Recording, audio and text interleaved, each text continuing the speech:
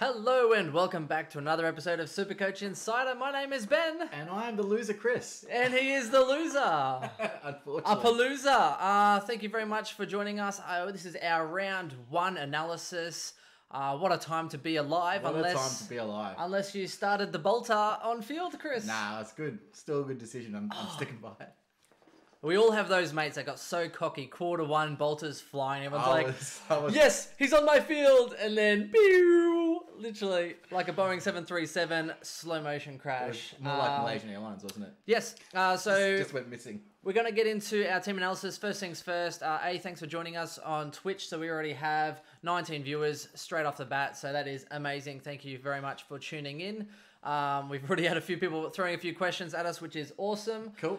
We are on Facebook.com/SC Insider. We are. And Twitter, we are SC_Insider_. We just hit, I think, 910 on Facebook, and we're now almost at 1,500 on Twitter. Yes, so please do keep showing us some love. I need some love here because I don't get it at home. Oh, Jesus. Self-payouts are the best kind of payouts. Thanks, Ma. Yeah, thanks, Mark. No, so really excited. It's continuing to build out by a Twitch platform, which is really good. It's really going quite well. Yep, twitch.tv/SC_Insider. Yep, and also YouTube as well. We haven't uploaded to YouTube recently because I haven't had internet at my house. However, newsflash, tomorrow we get internet. So I'm so excited. I went down to Telstra today and I got Star Trek, sent out the modem and stuff, and it's all good. I currently have internet at my house. I just have no modem now to plug into it. So. Fair enough. And second news flash, the Lions are in the top 8 and Collingwood are not. It's not going to... Oh. You're a round one sort of guy, aren't you? Oh, mate, I'm perky. I'm all perked up. I will say they played well, but we'll go to them. We'll get to that. We'll get there. Slightly new formula. Normally with the analysis for each week, we kind of go through the games, first game of the week all the way through. That's not changing. We're going to give our insight, give our thoughts on the games, and go through that way. We're going to do a little bit different though. So for those, we can ramble. So what we're doing is we're putting a 10-minute timer. We can. 10 minutes or less, which is what we're going to do. So each game, 10 minutes or less. So I already said to Chris, don't expect much on North Melbourne or Essendon this week. You're not going to like what we have to say. Focus on GWS. Yeah, but that way, it'll keep everything within like a 90-minute sort of time frame, give or take, minus our introductions, etc. So I think that'll be the perfect way to go. Yep. This week is sponsored by Bolter again. So we did have the XPA. Now we have downgraded our Bolter to the Bolters here. So these are the mid-strengths, and they are Captain Sensible. So I think a few of you Otherwise can take... known as Patrick Cripps, I like to call it. Exactly. So it's called Captain Sensible because so many of you did not Captain Sensibly this week. A lot of you went to the Grundys and the Goons, even though I said not to. A lot of you did not take your Patrick Cripps and got greedy. That's way too greedy. Very greedy, Chris. So in hindsight, Bolter is not playing, so we have downgraded the Bolter. And we are going to be... Hang on. Oh, jeez. He's having trouble. 3, 2, 1. Oh, that was good. Cheers, my friend. Cheers. Excellent. Captain Sensible this week. All right, now quickly we'll go off the Twitch. So, ZJ Fisher said nervous for Dusty tomorrow night. Don't be. Not at all. Don't be. He had so many clangers. Which he played terrible. Well, that'll be in our first round anyway, but first game. We will. A lot of these will be related specifically to games, so we won't answer them, but we will shout them out. We'll pick text in a nod to the 1980s. It still haven't come off in the Twitch League. What's with that? Oh, sorry, mate. Does Chris have a She jersey on? Not yet. But no. If anyone knows Dom Sheed, could be coming to a podcast near you. Yeah, it could be. If anyone knows Dom Sheed, please do shout out for us. That'd be great. Smokey2323 says no questions, only regrets. Can't have regrets after game one. Surely that's from Fisher. Is Bolter a type of fish? Because he catfished me hard. Well done. Catfish. That's great. Nice. Bolter on field equals regret. Yep. I can't wait until not working night shifts. We'll be watching the replay. Yeah. Thanks, Fozzie. Thanks, Foz. Pay the Malaysian Airlines quip. Well done. Thank you very much. Greenwood back just to tag Dusty. Yeah, I'm pretty confident that's why he's back. And he'll probably be in and out of teams based on the week-to-week matchups. Yeah, Greenwood sucks though. He's such a bad footballer. Yeah. He does not football well. So hey fellas, just want to know who the better draft option. I have Connor Blakely on my bench. I need to fill someone in. I have Andy McGrath, but I don't know how I feel about him. Other options are Dan McKenzie, Sam Taylor, Charlie Ballard, Phil Davis, Brad Shepherd, Dan Houston. Jeez, tell you what. Nah, Dan Houston's the best out of that mess. Jesus. I actually don't mind Charlie Ballard, especially with no Collins. He's actually scored really well. Got 105 last week. What do you mean no Collins? Collins is likely to be out this week. You say likely. He had a concussion. How many people do you know that play the next week? Nothing's ruled out. We'll see. Yeah, let's see. Why not? But and Luke says, is Fisher a get over Billings if he goes over 85? Wait this week, but I don't mind that at all. Yep. Before we go any further, we should probably just jump into the round review, right? Yes, let's go into the round review, Chris. Let's not give yourself the courtesy. What did you score this week, Chris? That's what I want to know. I would like a quick little gloat. We'll go. Yeah. So Chris is trying to throw one over my head. I thought I was going really well, and I was on course for about a 2100, which I thought was going to be about par this week, and then we had the Collins issue. So Collins on field hurt me as well. So I ended up on 2039, which to me actually I didn't hate it. And if you look at, I'll just show over my team here. Everyone can have a big squiz. I didn't hate. I mean, generally speaking, my premium's fired, and there's only really one, which is Clayton Oliver, that I'm not worried about at all. The only real one that I didn't like, I suppose, you could say, is Oliver. Everyone else sort of went around where I thought they would go. So Lloyd with a 131, still think he's really quality. Williams had 82, Brody Smith 81. I mean, I expect that on their down weeks, and then I expect a 90 plus as well on every second week. So I mean, you can't really be upset with those scores. Darcy Moore with the 77 was only disappointing because he was 70 at 3/4 time. So he could have definitely gone bigger. No, okay, we'll get into that anyway. Darcy Moore. I'll say it now anyway. Darcy Moore was on like 84 and then kicked a couple of balls to the opposition and then actually went backwards. So if he hits those targets, he's probably more like... We call that the bolter. He's probably more like 90. They call it the bolter. Going backwards. McRae 132, Chris 126, Lockie Neal 127 and Crouch 138. So all my premiums fired. I pretty much had the right rookies on field, except, of course, for Collins and Bolter. And if I had switched that around, I left 100 points on the table. Danger, of course, is disappointing. Heaney, 85, again, in a fairly average game. Whatever. Gray 91, when, the sort of against there is either Tim Kelly or Josh Dunkley.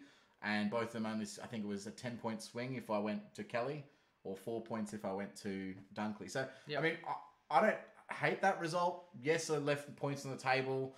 Could have been a better week. I did lock in the vice captain Cripps option, but I'm not unhappy. And I think it's pretty casual. It's a casual week. It's not really too much Chris, to read into. You're speaking a long time for someone that lost. Fair call. You did score well. You did score well. No, not really though. I did okay. I got 2102, not too bad. But just before you move on, the reason why I only got 2039, even though my whole team scored fairly well, is because I'm not running mid prices. I have that one less player, and the mid price is generally fired. So people that are running mid prices, generally having 13 or 14 premiums on field, I'm running more rookies, and therefore I'm getting copying those. Poorer scores, if you would. Yes, but you will have more cash generation. So I scored 2102. I actually would have scored a lot better if I didn't change my side, because I didn't have Collins in my side, and I had... I talked you into that, didn't I? Oh, no, because I had... Morning of. Well, it was Laird, so I had Laird, and then I put on, it was Laird, Wilkie, Matt Crouch, and in the end I went with Williams. I brought in Lockie Neal, because I already had Oliver. Yep. And then I was able to get Collins and then still have 70k in the bank. So I did lose points on what I would have had because Neil went pretty well. I would have had Dersmer on field instead of having Collins on field. Yep. And Matt Crouch also went well. But look, I'm not upset because I have a 5 primo starting squad. Again, Oliver was only my negative there, but I'm not upset because 2100, I'm actually not that upset because it was the midweek. All those mid prices, all the guys that were doing the sheets. Everyone starting a mid-pricer team had a great week. Yeah, the sheets. But you wait until they start sputting it up, and in 5-6 rounds when we start making upgrades, and correct. It'll completely turn. It'll flip, and especially if those have a bad week, and then all the premiums fire. Yeah. So I can't wait for the week where literally all of my guys in that midfield just fire off. You're looking at McRae, Oliver, Fife, Cripps, and Lockie Neal. Yep. And all those other little mid prices hopefully take the one out, that I really wanted that I didn't have is Canelio. So, but It's Cornelio. Dun, dun, dun, dun, dun. I love it. But yeah, I went Crouch over him, and I lost 12 points by having Crouch. Yep. I still think Crouch and Cornelio, they're pretty par on field, but I think there's less negatives and he's got a higher floor. Crouch, personally. Just a quick one. Ice Track Killer said no Scott. So no, I don't have Scott, and that's one that I might correct. But there's a reason why I didn't go Scott. I've got the cash. I actually chose not to go Scott because Ahern was listed as an emergency. And when I look at Scott and I think about Ahern, I think they're very similar type players. So to me, it was they can't get rid Scott of him over now. Ahern. And yeah, and then he went really good. But like that doesn't make sense. It does not make sense to me that Ahern's not playing. So I was like, okay, well maybe they're just giving him a debut to sell tickets. I'll tell you who Ahern's going to replace. Well, probably Cunnington this week. No, Cunnington's playing. He got off. Yeah, he didn't even get a suspension. Just got fined. Cool. I reckon he'll replace Aaron Hall, to be honest, because he did nothing. He played like a spud. He did nothing. He might still be injured with that knee. He played like a Gold Coast player. Straight out of Gold Coast. Yeah, pretty much so. Anyway, so yeah, that's why I didn't choose Scott. In hindsight, wasn't great, but he wouldn't have been on my field anyway, so it doesn't really matter to me. Yep. And so if I need to correct that next week, I will. I can just go Gibbons straight to him. Okay, so straight off the bat, Chris, under any circumstances, are you burning a trade this week? No chance. There's no way, and there's no one with a serious injury that many people would have had anyway to contemplate an injury trade. Correct. Not many would have had Rance. Not many would have had Dode. No reason for you to trade at all, unless the only reason is definitely if you pick that badly with your rookies that you don't even have some of the guys that fired. Well, and there could be a situation where now people don't have a full team on field. So I've only got one emergency, but I know people that started with a forward rookie emergency and now Bolter's out and now they don't have an emergency. Yep.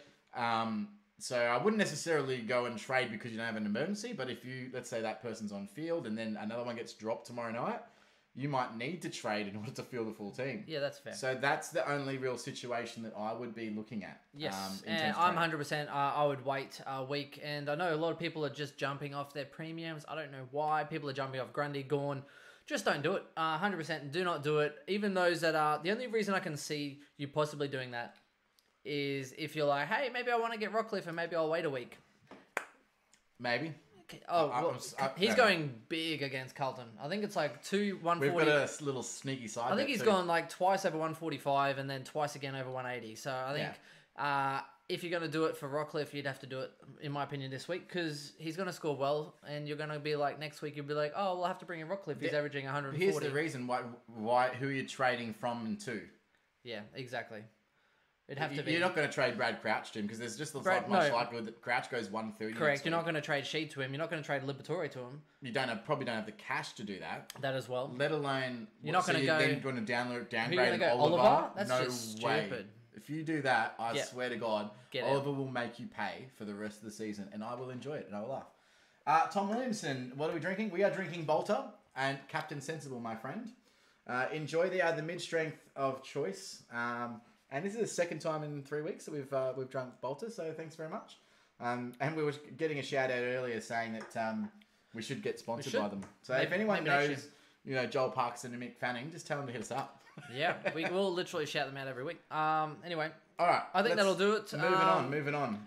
Let's get this timer started and let's get into the first game of the round. Quick side note, Chris, though, I'm actually watching this week. If Collins plays and Darcy Moore plays, I might actually throw 50k on Collins because I have it into a Darcy Moore. Yeah. But I'm waiting to see how Darcy plays. If he does well, I actually quite liked what I saw. Yeah. Even though I don't like him. But that's a logical trade. Yeah, I've got 70k. And considering break evens, it might actually be worth it for cash gen. So correct. The other thing to consider, just with Sam Collins and Bolter, if they do actually play again, because it's round one, they're not going to get as much of a decrease in their cash if they play next week. So it's not going to impact them too much.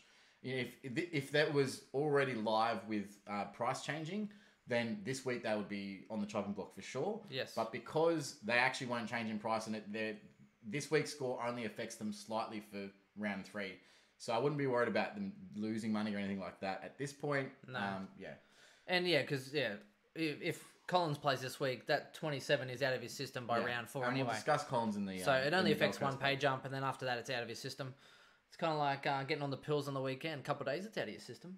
All right. Well, let's get into the round. Can we start this? Yep, let's start All this. right, let's start this time. Let's go. Bang.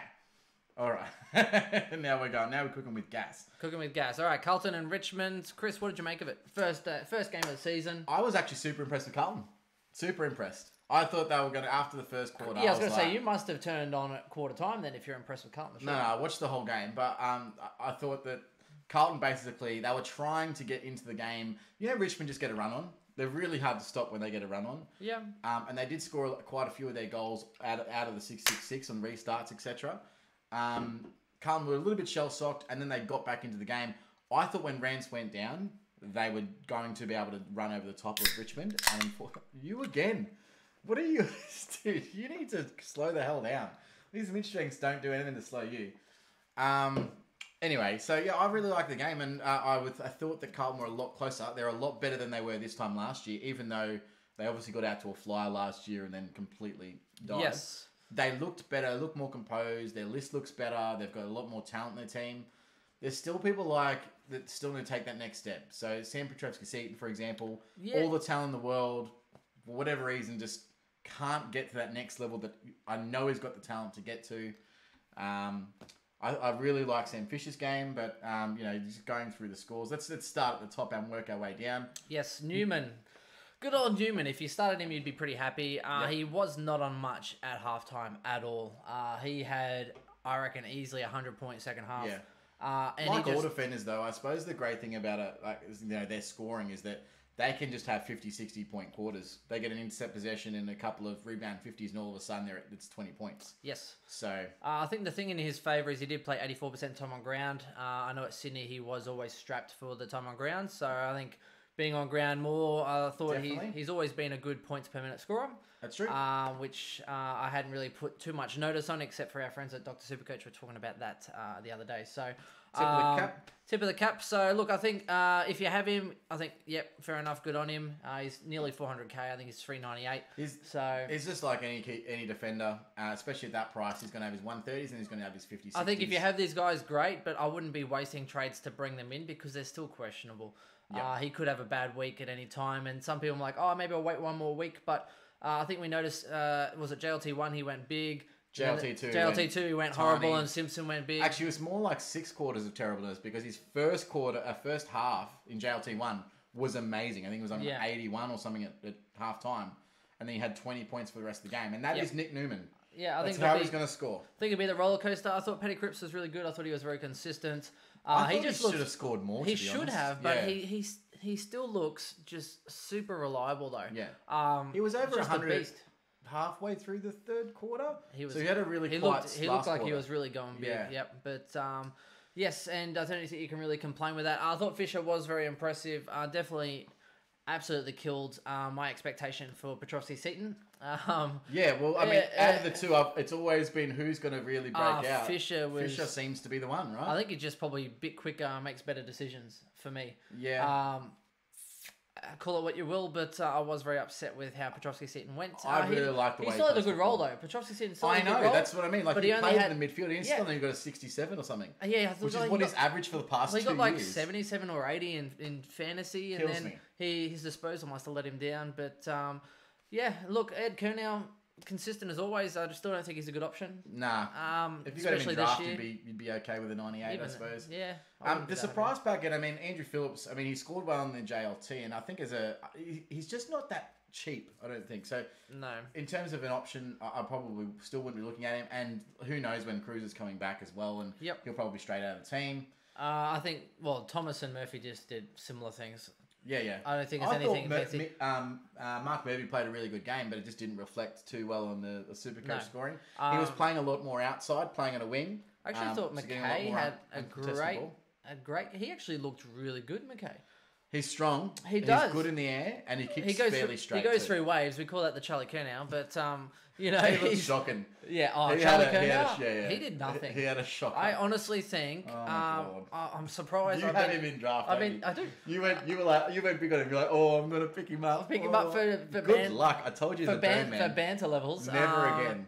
I swear to God, it's like how you go to like squash or the tennis and you get those little big high prop chairs. It's like he just put one of those in the forward line and just sat there on his ass. He is the ace king of AFL. It always looks good. And but loses never, to pocket twos. Yeah, just never wins. Oh, he looks fantastic. He's leading up at the ball. Oh, he's got a clunk one. Oh, wait, no, juggle. Oh, no, not today. The ace king or the jacks? Either Yeah, way, you jacks, you get burnt. Get rolled every way. What do you make of Setterfield? I thought, well, Simpson got 28 disposals. Didn't score that well, though, funnily enough. He only got, the 83? Well, and here's the thing with the kickouts. So that score last year was probably like a 72, 75. But he had, I think, 5 or 6 kickouts, which he got him an extra 12, 15 points. So if that's his floor, that's bloody good. Because Simpson can go big and have his 140s, 150s. He'll go big and Newman will score 50. When he's having those. So I honestly think that I don't think Simpson played that well, but he took enough kickouts to push his score up past what it usually would be. Yep. Which makes his 83 actually quite a good score. So I'd love to see how many he did. I reckon he took at least 5 kickouts on the night. Yep. And if that's an extra 10 to 15 points, then really you got to be laughing at that kick-out rule for Simpson. I honestly think he could go bigger this year than he went last year, last year was his best year. So if he goes bigger this year, that's huge. 105 last year? Didn't he go bigger? If he did, it would have been... Yeah, smidge. Setterfield, I thought was interesting. I actually didn't think he played too badly. A little bit rushed in parts, but 66% time on ground though, which is probably the best thing that you can see as far as Setterfield goes. Yep. So what did he score, Chris? 69 with not much time on ground. 69 with 66% time Walsh on as ground. well, I thought 68 was good with 24 disposals. Just didn't really use it as well as we know he can. I think Walsh. I know some people were really quick to judge on this because he got hundreds in JLT, right? Give or take. 100, right? But, geez, he still looked good though. He got a lot of the ball. Yeah. 24 disposals for a first-year player is not bad on debut. Yeah, against arguably the best team. I just put it down to Richmond's pressure. Yeah. Because, when you play JLT, he looked like he just had a bit more time and he was really composed. This game, it was his first game in front of a big crowd under that pressure, and I think he had a real good learning lesson about what it's like to play AFL. So I think he'll actually be better for that. That's true. Now, we're about to run out of time. We have 3 minutes to go through Chris, Richmond. Go on to Richmond. This 10-minute thing, it's well, working. Stop rambling on about shit players. All right, Toby Nankervis. Now, I picked him as a breakout. Yeah, except he had to kick a few goals, though, to do it, so... He kicked 3 goals. However, he was arguably best on for the night. He was absolutely fantastic. And I said to you that he plays football like Grundy plays. And it's just conducive to SuperCoach. I think it's between him and Cochin, to be honest, and then Cripps bagging out 2 points, maybe. I think they'll be the top 3, though. Yeah, him and honestly, in my opinion, he was best on ground. Yeah. He was the one that lifted when they needed a lift, and he just dominated the whole day. Hooley as well was impressive. He's 112, of course, but he is out this week, so that's more draft specific than anything. Dusty with a 109 I can't believe he got a 109 with that terrible performance. Horrible, but absolutely. Again, if that's his base, you can't really go wrong there. You can't go wrong. 109 at his base. And compared to what Zach Merritt's produced at the moment. Oh, jeez, I'll tell you what, though. Although Dusty only got an 81 in fantasy, so someone loves him 100%. Out of the rest, I mean, Snags Higgins. Snags had a great game. I do Snags. love Snags in a keeper league. That's true. Can't go wrong. What was interesting was when Alex Rance did go down, they actually put Jack Graham behind the ball. So I wonder if that's going to be a permanent tactic for them, or if what role Ellis is now that he's named this week. I think Ellis will be coming in for the Hooley role. Well, they've got Markov coming in. I think Markov plays the Hooley role, and I think that they will actually get everything in a spiral and push Ellis back out to a wing. So it'll be interesting to see how they play this week. I'm not sure how they're going to roll. Who wins tomorrow? I think Pies win. So do I do think Pies win tomorrow. No Rance, no Bolter. Huge loss. Yes. No Caddy, no Grigg. No Rance, no Richmond. Who knows? I think Pies win by 10. I think they need to bounce back. And if you start 0-2, you're in trouble. I think more importantly, Tom Lynch, I thought was a good start for him back. Kicked a couple of goals. The first goal. Yeah. Yeah. And Swizzy said, bookmakers are losing money everywhere for first goal. First goal there. Had to have. I was really impressed. Short actually didn't score too well. That was by the way. And he had some kickouts too. He took that first goal, that mark. Oh yeah. Was unreal. Yeah. He took it over Jack Rewalt. Yeah, well, Jack Rewalt pushed off and whatever had you there. So, and I thought I actually think Rewalt and Lynch were pretty quiet for that game. Particularly once the second half kind of hit, they kind of coasted in, and then someone else had to pull their finger out. So, and I think, look, once again, these Richmond scores just prove that someone scores. Well, everyone's sort of the averages are fairly high, but there's no real dominance. There's no real like outstanding players. Every week someone's going to be a 115 averaging player. Richmond just spread the ball around. They spread the Supercoach love around, and that's pretty much it. So yeah, really good game. We've got 12 seconds left. You want to ready for see what happens at 12 seconds? It's pretty good. Do I? All right. Let's go back and just see the Twitch chat and see what. How sad though that Rance did his ACL though. I mean, what's that? All right, quarter time. Okay, let's move on. Yeah. So anyway, let's have a look at the Twitch chat here. Evening, gentlemen. So back night. Hey, Ando, how's it going? Oh, we've got quite a few here. Would you go side bottom to Rocky? I wouldn't have chosen side bottom in the first place, so potentially. But again, wait a week. There's not much point in doing it this week. Side bottom playing on the wing more.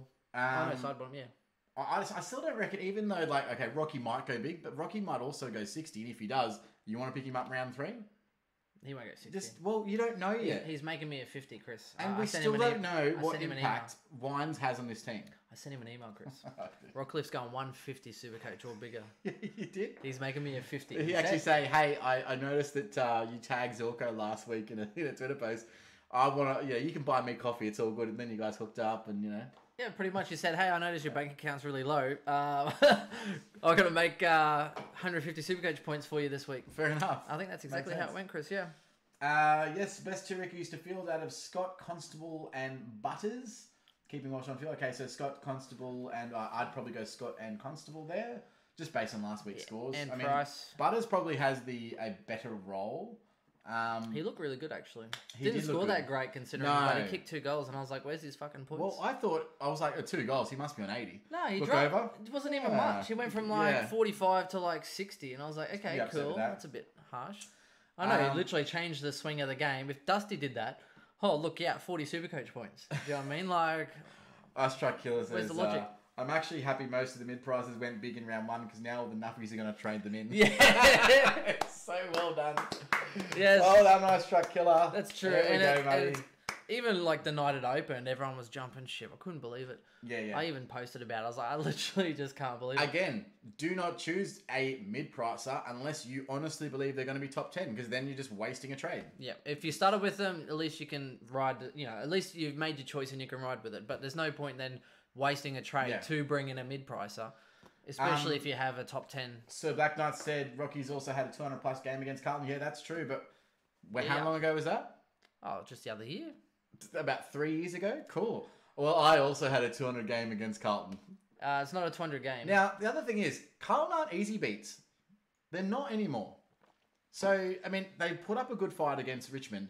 They could roll Port Adelaide, and then Rocky gets a 60, and then everyone goes, oh, well. Chris, how about you move on? I'm just saying, we just went through the Carlton one. I wouldn't be throwing Carlton out this early. I think there's no point in putting a 10 time limit if you just start talking 5 minutes about Carlton. Hi guys, first time on Twitch. Where's Cats03? Please be gentle. Welcome, buddy. Welcome along. Where Wally? Hey lads, sorry I had to. I was late. Have I missed you saying how I should get rid of Zeret for 5 yet? It's still bleeding. It's coming. I mean that's a lot of money as well. Who knows? You'd rather Walsh in said keeper league? Yes, you would. Yeah, I did put it forward actually. I put forward an official trade for Jack Higgins for Walsh. Stonesy says, Walsh is a jet. Welcome, Stonesy. Chris may be starting 0-2. Is he in trouble? Congrats, Ben. Oh, this guy. No way. Controversial trade thoughts. Collins and Walsh out for Schultz and Rocky. I wouldn't go Schultz. I don't think he's got amazing job security. I'd go someone else, maybe. It's not really controversial, but wait again. You don't need to make it. It's not urgent that you're making a trade this week. It's urgent the following week when you know that things are going to change price-wise. I regret picking Bolter, by the way. I don't regret picking him. I do. I wasn't going to, but I'm like, he's playing. I actually think he'll be back the week after. Who else is there? I don't think so. I think the only reason why Bolter's not playing this week is because we've only really got Cox as a big, tall forward, and then we've got Myercheck, and that's it. So we're not really the really tall. You know what, Chris? You might actually be a logical man. Who knew that this guy has logic a little bit in his head? But sometimes, I think it's my downfall. So I overanalyze everything. And this is my worst thing as Supercoach is not taking things at face value. I go, oh yeah, but why is that? So I'm looking at Dom Sheed. I'm like, oh yeah, but Andrew Gaff is going to come back in round 3, and then I'm not going to want him. I'm looking at Rocky and saying, oh, but Wines comes back in. I'm looking at Westhoff, who just got a 149, and going, oh yeah, but Wines comes back in, pushes Rocky to a wing, and then Hoff gets moved forward, and so therefore Hoff's a shit pick. Mate, you'd be horrible in the bedroom. No. It actually works the opposite. Oh, right. I'm overanalyzing everything. Do you guys regret picking any players? Yeah, so no, I don't. Not at this point. No, not at this point either. It's too early. Butterroll, yum. Dustin Martin is a trap. Changed my mind. Jordan said, I'm not changing your mind, buddy. That is 100% a trap. I think if you got Dusty, I think 109 at worst. He played the worst game I've seen in a long time. So 109, take it. And take shout out to Aloe Kando. So you just said, how's the night going? Yeah, pretty good, mate. We're on the Bolters. We're drinking sensibly. Captain Sensible. Captain Sensible. All right, let's move on to the next game. Yes, and while you're looking at that, Chris, who are you going to captain this week? We're going to do a captains at the end, but I've actually currently got the vice captain on Brodie Grundy. Ooh, dangerous. Against Nank, he's had 4 scores over 130. Ooh, dangerous. So I think that'll be where I'm going, and then I'm probably going to captain probably McRae. So we'll see. I can go anywhere. Yeah, McRae against Hawks is a good idea. Yeah. I would like to do that. It will depend, though, because if Daniel Howe is not named round 1, I will be 100% captaining McRae. Round 2. So he wasn't named last week, and I think he'll still be out this week. I might be going Dangerfield into Nathaniel Fife against Gold Coast. Well, yeah, if I had Fife, I'd be going. I think it's the most logical captain choice. Yeah, against Gold Coast, yes. Yeah. Yes, I would. Yeah, so, but we'll have a look at that. All right, let me quickly start this next timer, and we're good to go. Wonderful, and that's even Pies better. versus Geelong. It means you can't ramble on about the Pies, which I think is great. First things first, I was actually really impressed with the young guns coming in for Geelong. I thought Kelly... All of them looked fantastic. Yes, here's my only problem though. Tim Kelly I thought was best on ground, and he only scored a 106. Oh, I can tell you why. He butchered the football like it's going out of fashion. He had... Absolutely. The amount of times... Best on ground though, yeah? I think he was. Mate. Who else then? Treloar was best on ground, but he also did the same thing. Nah, Treloar butchered it. Treloar was best on ground. Treloar butchered it. Yeah, but he had 36 disposals and 10 clangers. In a losing side. Yeah, he butchered it in a losing side. Oh, no, 10 clangers. That's 10. Crazy. Yeah, and only one was a free kick. So, you know what he turned the ball over directly 9 times. Do you know what the problem is, Chris? There's no Adams to turn the ball over more. Quick pro quote.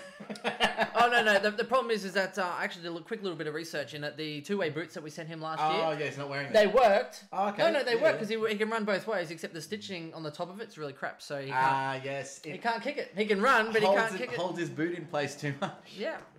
Too much stability in his feet. I don't know. Look, yeah, butchered it. Kelly, again, 31 disposal. He's not going to have that role every week, but that week he was good, and he should have capitalised. That should have been a 120-130 game. He butchered the football every time he had it. Going inside 50, bang, clanger. And Treloar should have been as well. This one was actually so much scoring between the gaps that no one actually really took advantage and went high. I thought Pendlebury could have absolutely gone monster, but he tailed off towards the end. Treloar, though, if you have Treloar, I would actually be encouraged by the role he's playing, I wouldn't be trading out Treloar, the amount of disposals he's been getting. And again, he's not going to do 10 clangers every week. And at some point, he's going to put all that together and get another 170. So... Interesting stuff for the whole week of football this weekend is that we had it was 2 interesting acts. There was the lowest round 1 score of all time, like in terms of, for the last... Yep, thank God we got those new rules, right? But that wasn't the interesting thing. The interesting thing was it was also the highest, it was the lowest conversion rate of any round in like 15 years or something. So... the problem wasn't that they were getting the ball forward or getting scoring opportunities. The problem was that no one was converting them. Yes. So it was the actual kicking at goal that led to the low score. Because all these new rules, everyone's just trying to get fit and do all their team roles that they forgot how to kick a footy. Who knows? Anyway, let's actually talk about the game. So I only ended up watching 3 quarters. I missed the first quarter of this. Because I was at the Broncos game on the night. Yeah, so we'll I had to watch it on replay. We're sending Chris tweets about the score. Yeah. And the worst part was... So I'm at the Broncos and I'm like trying to not look at my phone, but I also really want to see the SuperCoach score. So I'm like, blocking out the top of my screen and scrolling down. Darcy Moore, oh yeah, we're tagging in Chris hashtag. Everyone's like literally commenting him. Yeah. And the worst thing is I don't have like Foxtel at home yet or KO yet because I don't have the net. So I couldn't even go home and watch it on demand or record or anything. So you know how like on Fox. They play the game immediately afterwards. Yeah. So I got home and I had to watch it immediately afterwards, which just meant I actually missed the first quarter. Right. So, I watched the next 3 quarters, and of course, that's when Collingwood played really well. So, They actually did. Collingwood missed so many chances. Like, we're looking... Yeah. Trelaw missed it from nearly in front. Pendlebury missed it from nearly in front. I think Collingwood were the better team. Tagoe missed a couple of goals. Like, they kicked so bad that Geelong shouldn't have even been in it, to be honest. And we just let them in because we kicked like shit. We turned the ball over too much. But I think overall, on a team performance, I thought Collingwood was a better team. Yep. That's what happens, though, when you don't turn up and kick the goals, right? So, yeah, I'm with you. Grundy was definitely disappointing for those that started him and VC'd him. Yep. I can't believe some people VC'd Grundy into Gawn when I said all week, I was like, the big boys take a little bit longer. I know Gawn might have had a good game first game last year, which was great. That's his lowest score in 2 years. Yeah, and he got like a 90 round 1 last year. So I'm like, why? 95, these big guys take a little bit longer. But even if you quickly go before that, you're looking at Cruiser started off not too crash hot, and then he had this big run of 130, 150, 150, 130. You look back, I think Goldie, especially in a game where you had. But remember, Goldie's big year of like 118 or 120 or whatever he went started off okay, and then literally in the back end of the year he just goes on this big run where you're just throwing captains on him. They don't start that well. Sandy the year before had a massive back end to the year, so these big boys don't expect the world. Just because they average 130, don't expect them to give you 130 straight off the bat. They're big beasts. That's why they're better later in the season. Yeah, for sure. Exactly. But I mean, especially in a game where Dangerfield was there, I would have VC'd him instead, but I wouldn't have also put the captain on him against Collingwood. Have you seen How I Met Your Mother?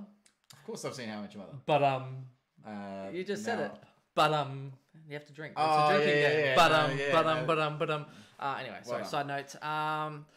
Dalhouse, I thought was interesting. Pressure forward. He'll have his, like any pressure forward, he's going to have his good games. I think he'll average like 85 or so, maybe 90 at best. But the actually interesting one that I took out of this game was Harry Taylor. So back in defence role, I picked him up on like 4 different waivers over the weekend. I did see. Did you try and get him? No, because there's people being available tomorrow, so I'm waiting to see all the rejects. Fair enough. So Harry Taylor, if you're looking at a draft option and he's on your waiver, I snapped him up in 4 different leagues. So I think he might average maybe 85, 90, but that's decent for someone you're picking up directly off the waiver as your last on-field scorer. So yeah, I think he'll average 80, but I don't expect the world. I reckon his role's perfect, but it's back to that. But they've always got they've got Clark and they have the other guy from last year. They're going to intercept and stuff as well. Jack Henry. Yeah, and then you bring Tui back in. I don't think Taylor will be. Tui's not really an intercepting player. No, exactly. But they've already got enough intercepting players. Yeah, we'll see. I mean, I don't mind him as a draft option. I don't think he's amazing. That's fine. Those who started to go, he would be very upset. 59. It would have been much better. They should be upset anyway, because why would you start the game? I don't know. I've seen people starting it. I talked my cousin out of starting him. And Mason Cox repeats his round 1 performance from last year with a nice little 48. At least you don't start him this year, Chris. Yeah. Yep. Look, I think he'll go better this week. I wouldn't mind having him in my team for a 1 week only special. I think he's gonna tear it apart this week. One thing I was very impressed with, Chris, is Jamie Elliott. I know he did hit the scoreboard a little bit, right? But here's what I'm impressed with. He gives them so much. Yeah. When teams get stuck and they're kind of trying to hit that lead up forward, like maybe a Jack Rewald or someone further up the ground, or Charlie Cameron, how he's small and agile and he hits that. The amount of times that they kind of look stuck and then they just hit Jamie Elliott on this lead down the wing. Rolls and then bang. Oh, yeah, and he marks it though. He looks good. He's got hands like Travis Cloak. But I mean, generally speaking, he's on smaller opponents as well. Yes. But his jump and outstretched at the football is arguably the best for a small forward in the comp. But it's just about him staying fit. I just think he gives them so much option heading down the sideline. If you get stuck, hit him on a lead, and he'll give you a good contest. So I was very, very, very, very impressed. I was impressed with Constable. Limited time on ground again. Yes. But actually really, really well plays. Kicked a goal in an important time for him, and I think he does simple things really well and effective, and that's why he's a good scorer. It reminds me of the way Cripps plays football, just because everything he does has an impact. Yeah. And that's why he's got an 85, and I think that's why he probably should be on field most weeks. And he kicked a clutch goal. I think they really did rate some of the young guys going in there, and they didn't go back when the game was on the line. They didn't just throw your Dangerfields, your Selwoods, your Ablets in the guts. They actually said, you know what, guys, get this done. Yep. They gave some faith to them. 66% time on ground for Constable. Even more shockingly, 64% for Menangona. 64% for Menangola. I think that's how it's going to be with those rotating forwards, though. Each week's going to be different. Here's what's going to happen next week. Oh, so maybe that you think they're resting them a little bit for 100%. Every week they're going to play a little bit less time on ground, and then they rotate through to a Tim Kelly role where next week is Right. So playing you think more maybe then mid-forward. maybe Tim Kelly will maybe play a 60% time on ground. All of them. They're all keep going to them fresh. rotate. They're all going to rotate all year. You reckon? Ablett comes in and plays mid for an entire game and gets a 150 and then moves Rotates back into the back. forward line. And they just play this system of, okay, not everyone's going to be playing. But you do your full role, pocket every and week. that way you're not going to burn out because you're getting some less time on and ground. You find more of the football, and you feel confident. You get confidence in your football when you're getting more touches. So you don't sit in a forward pocket the entire year getting 10 touches Chris, a game. that's a very interesting insight there. I reckon we keep It's a track logic, of this. right? Well, no, let's keep a track this week and see, because if Menegola gets another 60% time on ground, that's pretty fucked. No, he won't. He won't. Guaranteed. Okay. Next week he's on 80% time on ground, 85. And then we'll see who drops. And we'll see who else is dropping. All right, well, let's keep track of that. Man. Everyone out there, help us keep track of some of these folks. So that'll be great, brothers. All right, let's move back to the Twitch. We've got another minute, but we can go on the Twitch here.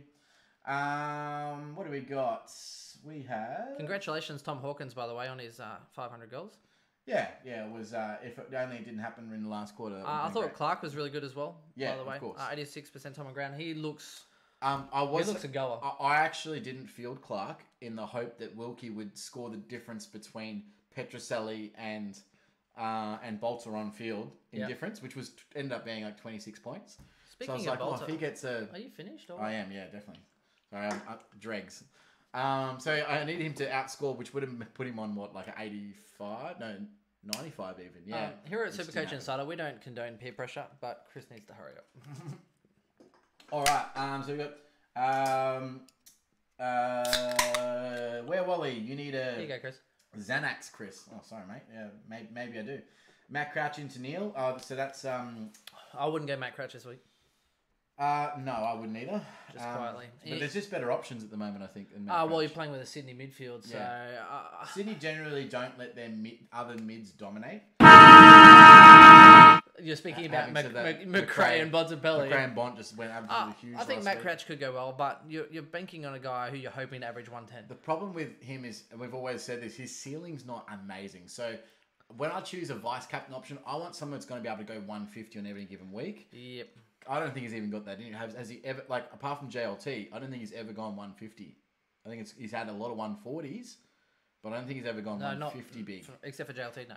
Yeah. He'll get you a lot of 120s, 130s. So I like a guy that on a VC option, I can get a 160, 170 or something like that, if they play well, like a Dangerfield. If he goes big, he goes massive. Yeah. And you want to be on it when you're on him. Here's a quick reason why. I think 5A Gold Coast, I think, is a no-brainer for me, just quietly. My VC, though, I'm a little bit torn, though, because I feel Geelong, I think it's going to be a very contested game. And Patrick Dangerfield played the most centre bounces. I think it's going to be an absolute scrap fest, and he could absolutely tear up. Danger's going to go massive this week. But at the same time, part of me is like, A, Grundy side thought, B, Cripps side thought. Either way, I need... It's going to be a coin toss because I need that person to go big in order for me not to take 5. Who I think should tear up Gold Coast without Swallow. Swallow looks like he might be out. If I don't go Grundy, I will 100% be going Danger. Yep. And the only reason why I'm thinking of Grundy is because he's against Nank. And Nank leads points against I do us. think McRae will tear up Hawks. It's just that 5 plays like an hour after, if that. So I'd only literally get to watch half of football to decide. Ice Truck Killer says umpires were best on ground in the Pies Geelong game. Oh, I'll tell you what, I was abusing. I don't condone abuse, but one of the umpires at the Lions game, absolutely... You got into him, did you? Oh, he was the worst. You'll have your time. He was the worst I've seen in a long time. Not worried about Took Miller running with Fife? No, because Took Miller wasn't tagging last week, and I don't consider him doing it this week. And Took Miller, he'll get midgeted by Fife. Fife will dominate him in the air. You can't tag Fife. Fife had 15 contested ball by half time. 16. And he didn't play much of the second half. It was annoying. Yeah. So annoying. He could have gone 160 easy. My advice to everyone, back in your primos in this week, especially Grundy, Gawn and Oliver. Yes. That's from Fun Bean Man 555. Good advice. So good advice, Bean Man. I said that all last year except for the fact that I had Billings and Hibbard. Zach Williams, a keeper. Took me a while. I still stand by the fact that Zach Williams is a keeper. Yep. I mean, he had an 82 this week, and I thought it was a down week. In a week where the ball never got behind the 50. Also... Not even... oh my God, Essendon got dominated. So we should get into this in the other game. But here was actually deep defence a little bit as well. Essendon don't have many big key forwards except now that Danaher is not playing. Yeah. So they were playing some of their smaller guys deep forward, which meant Williams actually played a little bit more deep defence. Yeah, and they were playing their key defenders on the logo. A little bit, yeah. And he still looked, he actually defended really well. But I think in other games where they have some big boys in their forward line, I think he will actually be able to then flake off and get a lot more balls. So I'm not concerned with that. All right, Chris, let's restart the timer. All right, we're going to get into the next game. The amazing Melbourne and Port Adelaide, I believe, Chris, which was hilarious to watch. I can't believe how bad it was. Oh, look, in all honesty, I thought Port for played Melbourne to be that amazingly. close, playing that badly, and I'm not sure if Port played that well or if Melbourne played that bad. I couldn't tell you, but I can tell you that the Melbourne midfield didn't rock up. You had Angus Brayshaw probably played a decent footy for 20 minutes and then switched himself off. Yeah. Gorn was battered into and he was almost tagged. Every time, it didn't matter if they were 5'3" or a 6'5" guy. Yep. They were cannoning into Gorn, giving him everything at every opportunity. I saw a guy run, like Gorn's going to the bench. The guy's run off his line to just give him a shoulder on his way off, and then gone back to his player. Like, what? Oh, yeah, it was definitely a tactic. I thought it worked. So, yeah, 100%. I think Jones was underdone. I think Viney was underdone. Gorn apparently had some skin infection thing or something. It was on antibiotics. He went into hospital. Yeah. He had a horrible game, and he probably wasn't expecting them to target him. They came out. Lysette came out. Paddy Ryder came out. They just targeted him. The whole team targeted him. Yeah. So that then affected the first service that a lot of the Ds were getting. I honestly think this was the old Melbourne Ds where they just expected everything to happen. I think I felt that through in the game that they I'm not sure how their preseason went, but they were hungry last year, weren't they? They were real hungry. Yeah, they'll be hungry. They'll be hungry this week. But they've got to bring that every week. But you look at it, they just expected it to happen when the game got on the line, and they were in the game for a lot of the game. They were in the game. You got four debutants. You got 4 debutants, and you're Clayton Oliver, and you're like, this is going to be easy, mate. Who is this Butters kid? Yeah. And they just went to town on who's this Willem Drew guy that absolutely played a fantastic role. They expected somebody else to do it for them. So that was half of the reason they lost. The other half was Stephen May being out. Yeah. Frost or whoever was on Westhoff played terribly. Absolutely towelled up. And so bad. Frost is not a best 22 player. He's nowhere even in. Well, that's why they brought in Stephen May, except Stephen May gets rubbed out for a week. Well, Frost is gone this week. Mind you. Guaranteed.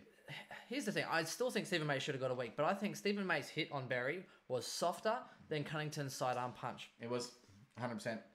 Let's get into the scoring. So let's go through Melbourne first. Salem at 139. Relevant? Not relevant? Not relevant, but he does have these games. He's done it a couple times. Draft relevant, yeah. Draft, yeah. If you want the big ceiling, draft for sure. He might even be on someone's waiver. Harms, I thought was interesting. Oh, look, I picked Harms for a breakout at the start of the year, but I don't know he's not going to be. Because he's only midfield only, you can't pick him. He's not going to. He's going to be a 95 to 100, maybe a just over. He's a good bench option in draft, though. I feel. Yeah. Good role, Brayshaw. That's great for us. For those that were expecting Brayshaw to break out big time this game. Started scoring really well. Had a mark and kicked a goal early in the first quarter, and then went. I still think he's going to get tagged soon. Oh, well, if he does more games like that, he will. No. But the amount of hype that's been on, when people get some stuff going on. What are his stats? Because he had a lot of the ball, he just turned it over again. The problem is, if he has 25 disposals and turns it over 6 times, he's going to get an 89 or an 85 or an 80. 26 disposals, 1 goal, 78% time on That was a pretty good guess, right? He needs 35 disposals plus to get a good score. And when I'm saying good score, I'm talking 110 plus because... He doesn't really have. Again, he doesn't have a really high ceiling. Once again, in SuperCoach and 100 in fantasy. So again, he didn't do anything near that. His fantasy to SuperCoach ratio is completely out because he uses the ball like a spud. I was impressed with Jake Melksham's game. I picked him up actually off the waiver this week because I needed someone to play. And he definitely, unfortunately, tends to just give the ball away when he's got a perfect shot on goal. Twice he had goal assists instead of goals because. He kicked to a guy in a better position that is a gettable goal, like 20 metres out, like angle, but 20 metres out, and just kicks it away. Gorn we know about, but I mean, if that's a bad game for Gorn at 87. Yeah, you take that. Mate, if your premium's having a bad score of 87, you're like, oh, it's a bad game. But 87's better than nothing. I mean, Gorn actually did okay. You pick Gorn and Grundy for the whole year. You do not trade them unless they get injured. He pulled himself out a little bit in the second half. He actually got a bit more fiery and started giving it to whoever was in front of him. Like, you want to fucking go? I did see it. It comes out. He started giving it a little bit. The first bounce, he's like, oh, I'm getting in. I'm getting in. Right. The ball bounced up. He's like, he missed the jump completely and just went, oh, shit, what do I do? Get the ball away. Can I just say, if you're listening, that person who said Petrappa will be a top 6 forward, you don't know what you're talking about. Now, someone who was impressive was Tom Sparrow. I really enjoyed his game, and I would like to see, depending on how he goes this week, you might need to. He came in late though. Came in late, which means his job security is not fantastic. Yep. Jordan Lewis is probably back this week because I think it was illness, wasn't it? What was it? Hammy. He's out for another 2 or 3 apparently. So he's out for a bit of job security. Well, hopefully it gives Horay a bit of job security. If he gets omitted this week, I will be calling him a whore for life. I'm not even kidding you, because I literally, if he misses out, I'm like, man, like seriously, I might as well have just started Wilkie instead of Horay. So well, I need Horay on field. Is it Horay or Hor? Or I feel like it's like Mexican Horay. Hello, Jorge. Doesn't matter what it is. Jorge. From the rest of the season for us, it's Horay. Horay. Yeah, and if he scores the Supercoach ton, it'll be definitely Hooray! Hooray! Hooray! Hip, hip. Wagner as well. Got a lot of the ball. Didn't use it too well. I was surprised he was named round 1, to be honest. So we'll see how he goes. That'll be interesting. Getting named. Let's talk about Port Adelaide though. Tom Rockcliffe, 44 disposals, went big, 138. He could have gone so much bigger. Could have, but he didn't. No, he didn't. Because that is Rockcliffe in a nutshell. Again, needs a lot of disposals to get a good score. How did I get in this great big nutshell? They paid no attention to him. Nah, again, I think that the Melbourne midfield just did not care. But he looks fit though, Rockcliffe. I'll give him this. The way that Port Adelaide are now playing Rockcliffe, if he maintains that role, is very conducive to him scoring well. And what I mean by that is, he is a lead, mark, kick type player. So he's perfect for fantasy and has been for absolute generations, because what he does is when they have possession of the ball, he hits the angles. So he hits those like little cheap 45s, gets a little mark on the lead, turns around, has a little 10-meter kick, then runs again and does the same. Guess what he got in fantasy? What? 166. Yeah. So he could have gone absolutely monstrous. He's not a great long kick. He's not a very penetrating kick. His skill is that short lead on the 45-degree angle, uncontested mark, turn around, 20-meter kick again to someone else in better position. Westhoff, even though we both said he's going to be horrible this year, I actually think he wouldn't have done as well if Stephen May was there. Yep. He still played a great game though. Kicked more goals than he probably should have. Once they actually got ahead, they then switched him back into defence to try and take some intercept marks and to try and hold the game up a little bit. So he looks like he will still get moved and on the wing. So that's push what forward. And this is my theory. And look, if it pays off, I'm a genius, and if it doesn't, then I'm going to suffer all year. But I do believe that Wine's coming back. I don't think they're going to change Willem Drew's role. I think that he's hungry for the pill. He played absolutely fantastic. Great, so good. I think it's more likely that Rockcliffe plays on a wing because he's a better wingman than Drew would be, or the next best. So I do think that Wines comes in, pushes Rockcliffe a little bit out of mid-time, and I do think that then Westhoff will then be a more forward or back player as opposed to a wing, which also impacts his scoring. Who knows where that's going to land? That's my personal opinion. Very early without seeing it. Yeah, Port could definitely shift a little bit because Dixon doesn't look like he's going to be back anytime soon. My issue then is, okay, so I just need to see it. One game is all I need information on. I need to see how they all act in a team together, and then I can make a judgment call on Rockcliffe. Then I can make a judgment call on Westhoff. And I think, and they have the first buy. So for me, I'm looking at Port players after that. I won't call Rocky a trap just yet. Oh no, he's currently proving that he's not a trap, and he's been a premium, many-time top 10. Or at least around that mark, finishing strong player. So and he looks fit. The other issue is not necessarily his scoring, because we know now his role's good. The injury. It's the injury. Yes, so correct. If you're trading him in, you're probably trading him out at some point anyway. That's 2 trades. Yeah. If he started, I was close to starting him. Same with starting Fife. I know that he's going to go big. I know that he's going to hit 150 or 130 or whatever. You just got to hold strong. The difference is with Rocky, his price. So that's where you can sort of be like justify the trade. See, I'm going Fife because I know he's going big, and if he stays fit for the whole year, I'm going to make everybody pay. Everyone. I'll be paying everyone, too. everyone, I'll pay the man. Except for those.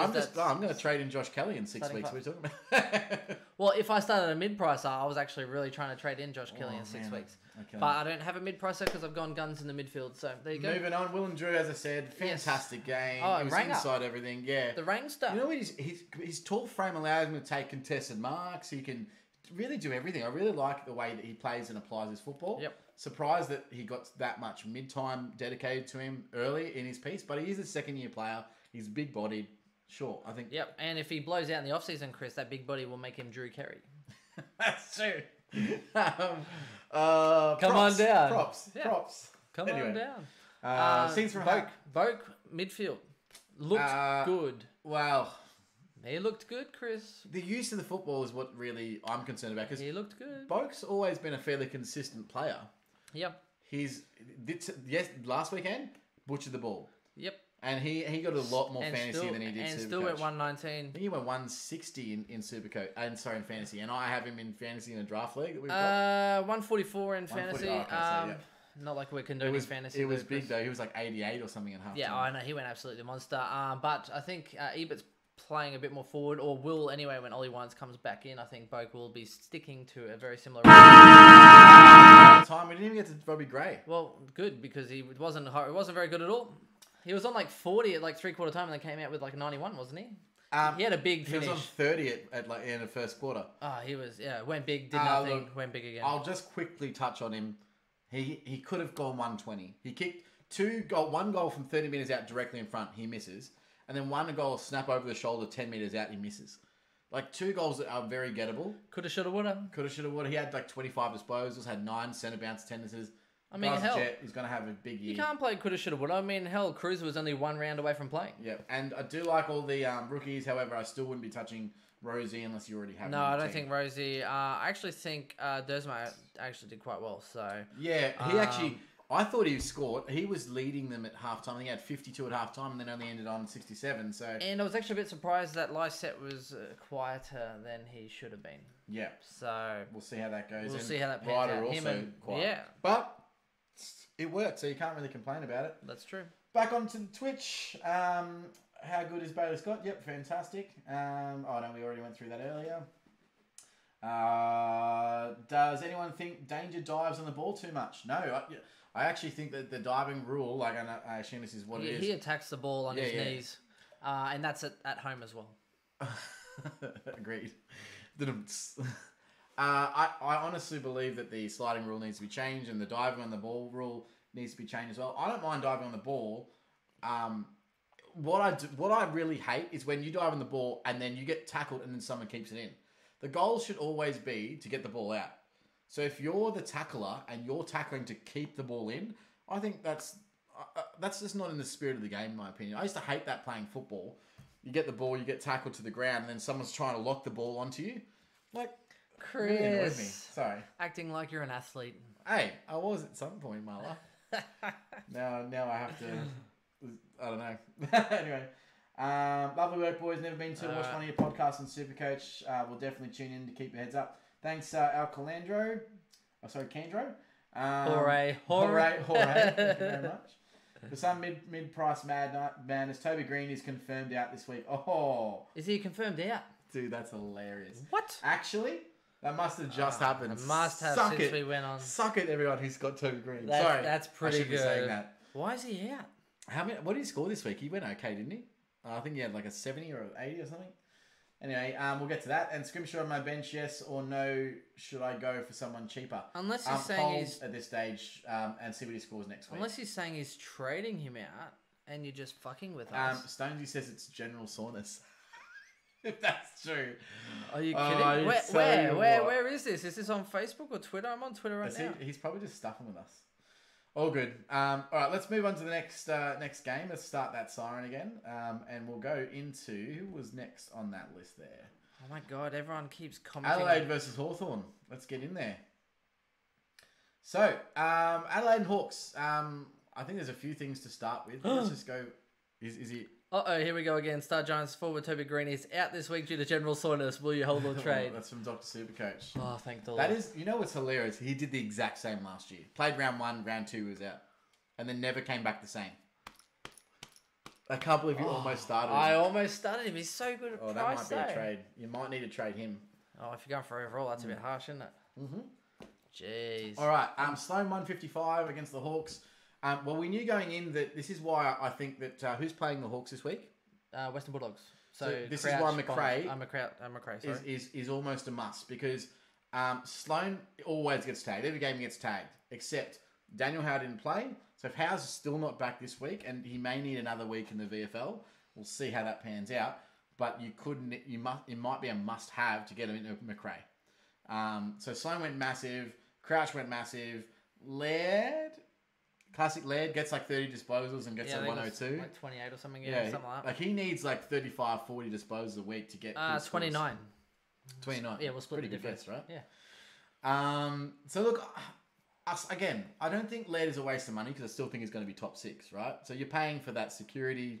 You know that he's going to be okay, but I still think he's overpriced at the moment. I'm hoping to pick him up around that sort of 520k-ish sometime during Rory Laird.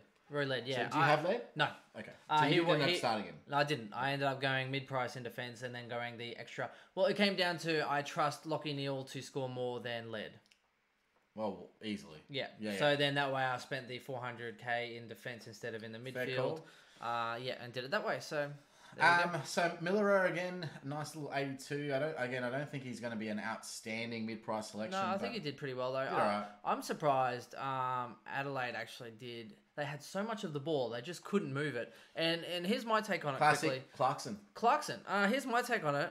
Brisbane did this really well, mind you, as well. They have this new sort of defensing, which looks actually similar to what Hawks did. Geez, I wonder why. Yeah, right. Maybe they were talking in the off season, but Hawks were from a kick out though. So if they got a behind, Adelaide's kicking out, and they just literally push everybody up into this mesh. So it's just this. Yeah. I don't know what to do with my hands. Well, they collapse. Everyone what happens is that they work towards it. Yeah. Everyone was good. It was real good. Coach over real good. They wait for that long kick and they collapse. So what happens is that they have individual webs set up all over say a one side of the field, and then wherever the kick goes, everyone around that web knows that they need to go towards the ball there. Yeah, everyone on the outside then pushes back to the next web. No, it was a little different, I feel. I understand exactly what you're talking about, Chris, but for me it was almost like this mesh system. Right, so like kind of like a web, I guess, in a sense. But so they pushed everybody up. Just a different type of fabric. No, but when the ball got, even if it got chipped out, they then kind of like everybody moves across, closes gap. So it's this full team press essentially. And then if they go try and switch, they see, oh well, hang on, they might switch, and then a couple of people start to aggressively move, they all kind of shift. And the Lions were doing something similar, where the minute Eagles wanted to go this way, they kind of aggressively started to push this way. Close down the space. Oh no, we're going back here. And the minute he kicks it, everyone then just closes off again. Yeah. So you get to this point where you don't have any space. There were also the fewest scores from kickouts this game than ever. I think there's probably more focus on in defensive kickouts this off-season than there ever has been in a preseason. Correct, and I think some other teams they're quite trying to work out these new rules and how to exploit it. Exactly. And trying to exploit some of these new defense.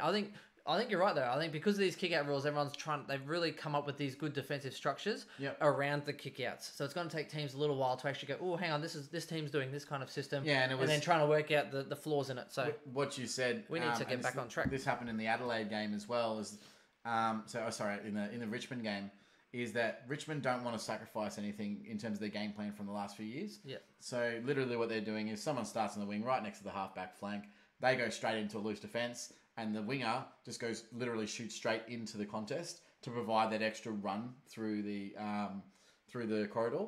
So they're trying to keep the exact same system that they had with the 6-6-6. So they're still playing 7 defenders essentially. So anyway, interesting tactics from across the board in round 1, but we'll see how they pan out for the year. Yeah, I think Adelaide were actually, they got a lot of the ball, but I thought they were disappointing. I think Hawks shut them down.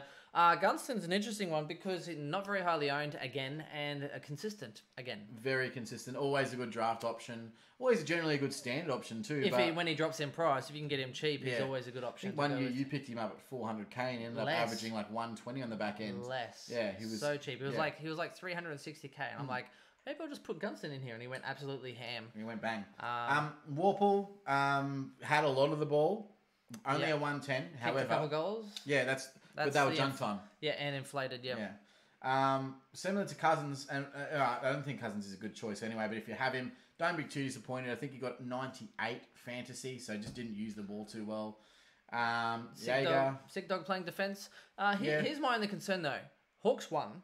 Yep. They conceded a lot more possessions than they had, right? And even still, Jaeger Miller only gets 105. Well, I mean, this is what we said. He's never going to be a 110 plus averaging player again. I don't think his body is going to allow him to. He averaged what, that 110 season at Gold Coast? Less 106 and change. I think Was it? Yeah, he didn't quite hit 110. I don't think he's ever going to be a 110 plus player. I don't think he has it in him. It's not his game.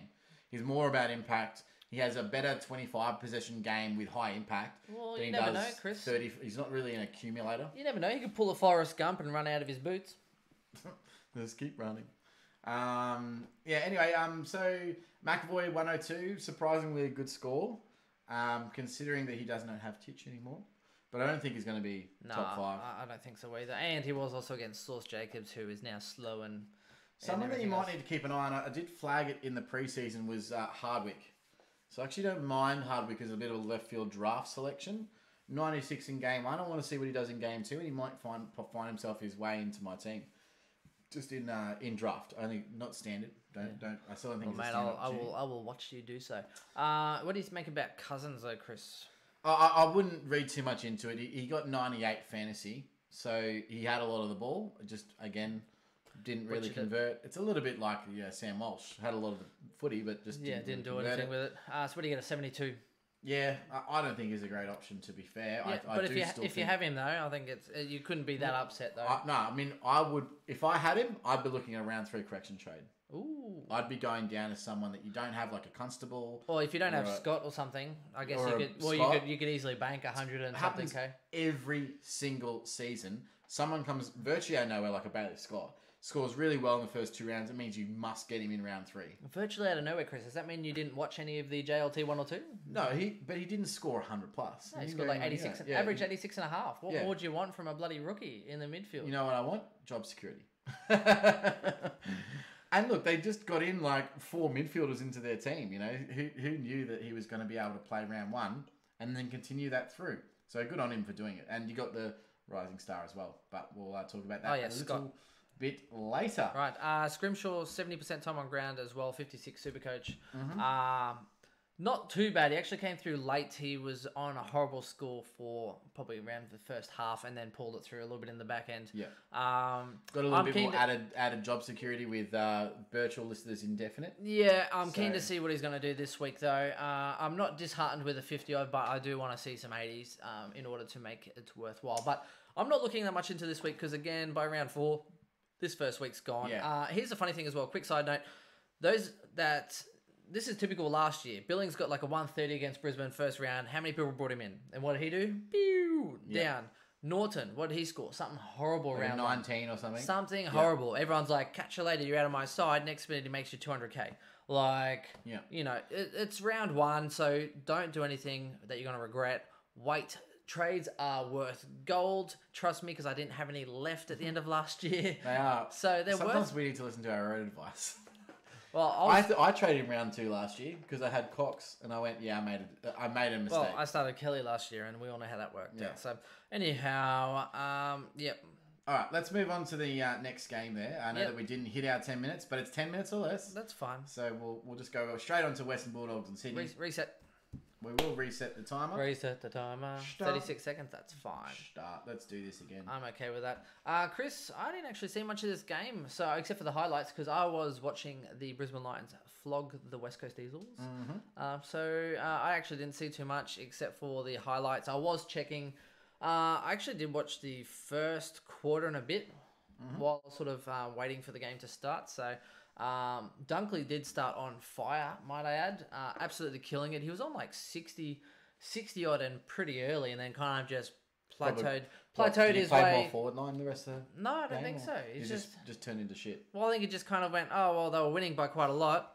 And then they kind of coasted, and then Sydney came back, and then a couple of the Dogs got it done. Yeah, Bonzapelli got it done, so that's why his price got severely floated. Now, I just want to say, Jake Lloyd. Yeah, Lloyd. I didn't get rid of him. Put your hand up on Twitch. Everyone now is listening. If you started Lloyd, if you didn't start Lloyd because you thought he was going to have a bad year, or because of his JLT scores, or hands up if you started Lloyd because Chris said it would be a good idea. Put your hand up. Put your hand up if you thought Mills being behind the ball would impact Jake Lloyd's scoring ability. Nah, Lloyd was good and not talked about enough. He sort of floated under the radar for the best defender easily. By the way, everyone's talking about this guy got 150 and the mid prices did well, and then Lloyd, Boom. Lloyd. Easily the best defender of the round. There isn't a world where I wouldn't want to have Jake Lloyd in my team. Well, Chris, if you started Newman over Lloyd, you earned yourself about 5 points. For 3 points. and a risk every single week when you're like, ooh, I hope I'm actually glad Lloyd started well. And to be fair, most of my premiums did start well except for Oliver. Me too. Yeah, well, Cripps did well. You're looking, McRae got a 130, Fife got a 147. Yep. Neil got a 127, so I can't complain that 4 out of my 5 guys went like 125 plus. Yeah. Can't complain. Well, the proof's in greedy. the pudding. All the dogs' mainstays scored well, including Caleb Daniel with a nice little 104 that I picked up in draft. You love that? I let him go. There you did. I let him go. Lockie Hunter got a 104 as well. Dunkley with a 98. Now, Sam Lloyd, I actually was really looking forward to picking him up in my draft team until I realised he was mid-only. Yes. How is Sam Lloyd mid-only? Because I've never seen him play. He must have played midfield in the VFL. No, Richmond. I think he played a little bit as well. He's always been he was playing the run through. Yep. Really? Yeah. Man, I can't believe he's a midfielder. Anyway, Mitch Wallace, 96. I thought Mitch Wallace actually had a pretty good game. I think he's underrated this year. I think he very might underrated. He's going to go close to top 10 in my opinion. He's playing. He looks like he's playing more midfield than he was last year. Yep. But again, I was watching him. What a do lot we say last about year. Bevo? Oh, he could switch at any minute. With Toby McLean with a 95. So you've got McLean, Wallace, and Dunkley all with between 3.3 points of each other. Yep. Now, I'll be surprised if they all maintain those roles during the year. Very interesting. More interesting than the defenders going horribly. Williams, Crozier, 40 and 42 apiece. Oh, yeah, it really sucks for me. Yeah. Cordy, 54. Oh, no, he's forward line. I'm looking at... Mason Wood, 16. Richards, as I was thinking of 51. Yeah, it's interesting. So I think... I think the Dogs... We had a guy in our draft league, with the tipping league as well. He tipped Brisbane to beat West Coast for the first time in, 6 years? 5 years? Who was it? Matt. Mercer? No, Davison. Okay. And he also tipped... Biased. And he tipped the Dogs to beat Sydney, which, yeah, I get it. Did I? I don't even know. The Dogs lost to Gold Coast in the JLT. They also lost to the Saints in JLT. And then he comes out and tips them to win against Sydney. Well, I'm actually a little bit bullish on the Saints. They almost lost to Gold Coast, yes, but I actually think that they played all right. I actually think they're right. And I think Gold Coast outdid themselves as well. I think they played better football than they thought they were capable, or I thought they were capable of. So. Yes. So I think it's interesting. Josh Kelly didn't do too bad. The most disappointing was Franklin. I think didn't do much, didn't offer too much from what I saw. First game back though after a long layoff, so I just think he was a bit out of touch. Interesting. Cal Sinclair signed another 2-year contract. So I thought that was interesting considering that Naismith, he's actually had another setback. Yep. So add some more job security to Sinclair's selection. So great for draft. Yes, now. He could be top 3 ruckman in next 6 weeks. No. So we'll see how that goes down. Oh, top 5, yeah, maybe. Yeah. What about the mark of the year already? I did see that live. That's good. Actually, I think at that point in time, I might have been driving to the Gabba, and I heard them just going nuts. So literally, I kind of pulled over, of course, and then looked at my phone, and I was like, "No way." Yeah, I do that all the time too. I have just plugged in and just listening in the center console, so I can just listen to the commentary. I listen to the commentary because that commentary is so much better than listening, tapping on the radio through the app and stuff like that. I'm like, nah. Yeah. Just give me the actual commentary. Cool. So. Before we move on, Tom Liberatore. 75 points, not the best thing I've seen in the world as far as Supercoach scoring goes, but he got 28 disposals. He actually looked really good, got a lot of the ball, played a great role. To me, it's scaling that really screws him. Look how many people scored over 90. You've got 1, 2, 3, 4, 5, 6, 7, 8, 9. Chris. 9 people on Western Bulldogs scored over 90, with someone scoring 85 as well. So he had 10 scorers above him. And then if you look over on the Sydney side, you've got 1, 2, 3, 4, 5 people over 90, and then 1, 2, 3, 4, 5, 6, 7. So he would have been, in terms of total overall, he's the 23rd highest scorer for the day. There's a lot of people scoring a lot of points. Well, the problem was Libba turned it over a little bit. He got 87 in fantasy, 75 in Supercoach, 28 disposals, 2 behinds. Yeah, kicks those goals and all of a sudden. 78, time on ground. If you're owning him, I would not be concerned. I would not be jumping ship just yet. I think that for 300k getting 75, I think that's probably at worst at what he's going to do. Now, there's three people I want to talk about quickly. I think they all relate to each other, and that's Isaac Heaney, Callum Mills, and Lance Franklin. So Yes. With Lance so Heaney's not getting the midfield time that he really should be getting, and I think he will get more as the season progresses. Lance is a little bit underdone. I think everyone knows he's underdone going into round 1. He shouldn't have even played really. Yeah. So it's going to be round 3, round 4. And that's why you don't listen to people when they put their hand up. No, exactly. And say that they're ready to play. Heaney still got a little bit of midfield time, but He did, the problem was... He always will. Well, yeah, but as we've seen, he looked like their only option going forward. Yep. The problem is that when the game was on the line and Sydney needed to try and win the game, they didn't put him in the midfield. Yeah. Horse doesn't like Enter Tom Papley. Well, Horse doesn't like to change his plans. Even when he's losing by like 40 points in a grand final, he doesn't like to change his plan. No. Which is the stupidest coaching I've ever seen in my life. He's a bit of a horse when it comes to coaching. He's got this game plan and he does not very... And like Malthouse, he never used to really change much, used to back in his system and do whatever. Yeah, and the problem is when you're losing, you need to change your system. Are you saying it's Horse because like when everything's going wrong, they're saying, should you change? And he's like, nay. Yeah, absolutely. Or when nothing goes right, he looks a bit long in the face. Which one? Either way. So I think that out of the two, though, between, say, Heaney and Mills, so they would prefer to have Heaney in midfield because obviously you've got a better user in Mills that can use it off the half-back flank. Yep. So we said in the preseason, there's less chance that he plays midfield than... say Isaac Heaney or really anyone else. Well, Mills played off defence a lot. So he did. He played a lot behind the ball in this game. Played a lot in defence. I don't like as a pick. It's not really going to hurt you because if he's getting a 79 in a game he's playing defence, it's not too bad. It's not but terrible. he's not a high scorer in defence. He's not going to be top 10. No, not in defence. So if he's playing defence. If he plays midfield, he can push it up into a 90, 95 But if you average, chose Mills, I'm assuming you chose him over Zach Williams. So this week, hasn't hurt you. No. Next week, Zach Williams might kill you. Might hurt you. So... could it be a correction trade round 3? That could be something you think about yourself. Yes. I would see his role for another week and then make a call. I actually think Sydney could be in trouble this week versus Adelaide. They're going to get absolutely spanked. Adelaide should have won last week. Adelaide should have. I think Adelaide will bounce back. I think Adelaide have a better list than Sydney. And Sydney last year they did not do very well at all at home, Sydney. So I'm interested to see that game on Friday night. I'm very interested. Yes. Everyone's interested. Should we move on to the next? I think we're going well with these 10 minutes. We should. Let's have a quick switch on Twitch. Except for when we rambled a few times there, Chris. We always ramble. That's what we do. All right. Studded Hearn and Andrews. Nice work. Fantasy Freako retweeted the Toby Green news. Yeah. That sucks. That's awesome for us. Rumours are that Max Gawn is out this week suffering from soft cock. So, that caught me unaware because I just kept talking and then not realising that we're live. Chris, you can't read off the teleprompter. So you know how to put a question mark on the teleprompter? I'm Ron Burgundy. Ron Burgundy. Well done, Stonesy. Sebak Knight says I didn't start him. I'm assuming he's talking about Toby Green. Yes, started Hearn and Andrews. Well, good work for you this week. Yeah. Can't believe people traded out Libbers 75 is an okay score from a 300k mid-pricer. Yeah. Agreed. If that's going to be a down week for him, far out, you're laughing. 28 disposals. You're absolutely laughing. Plus, don't get me wrong, they do play, I think it's Gold Coast next week. So they have Hawks. They've got a good run. Yeah. They have Hawks this week without...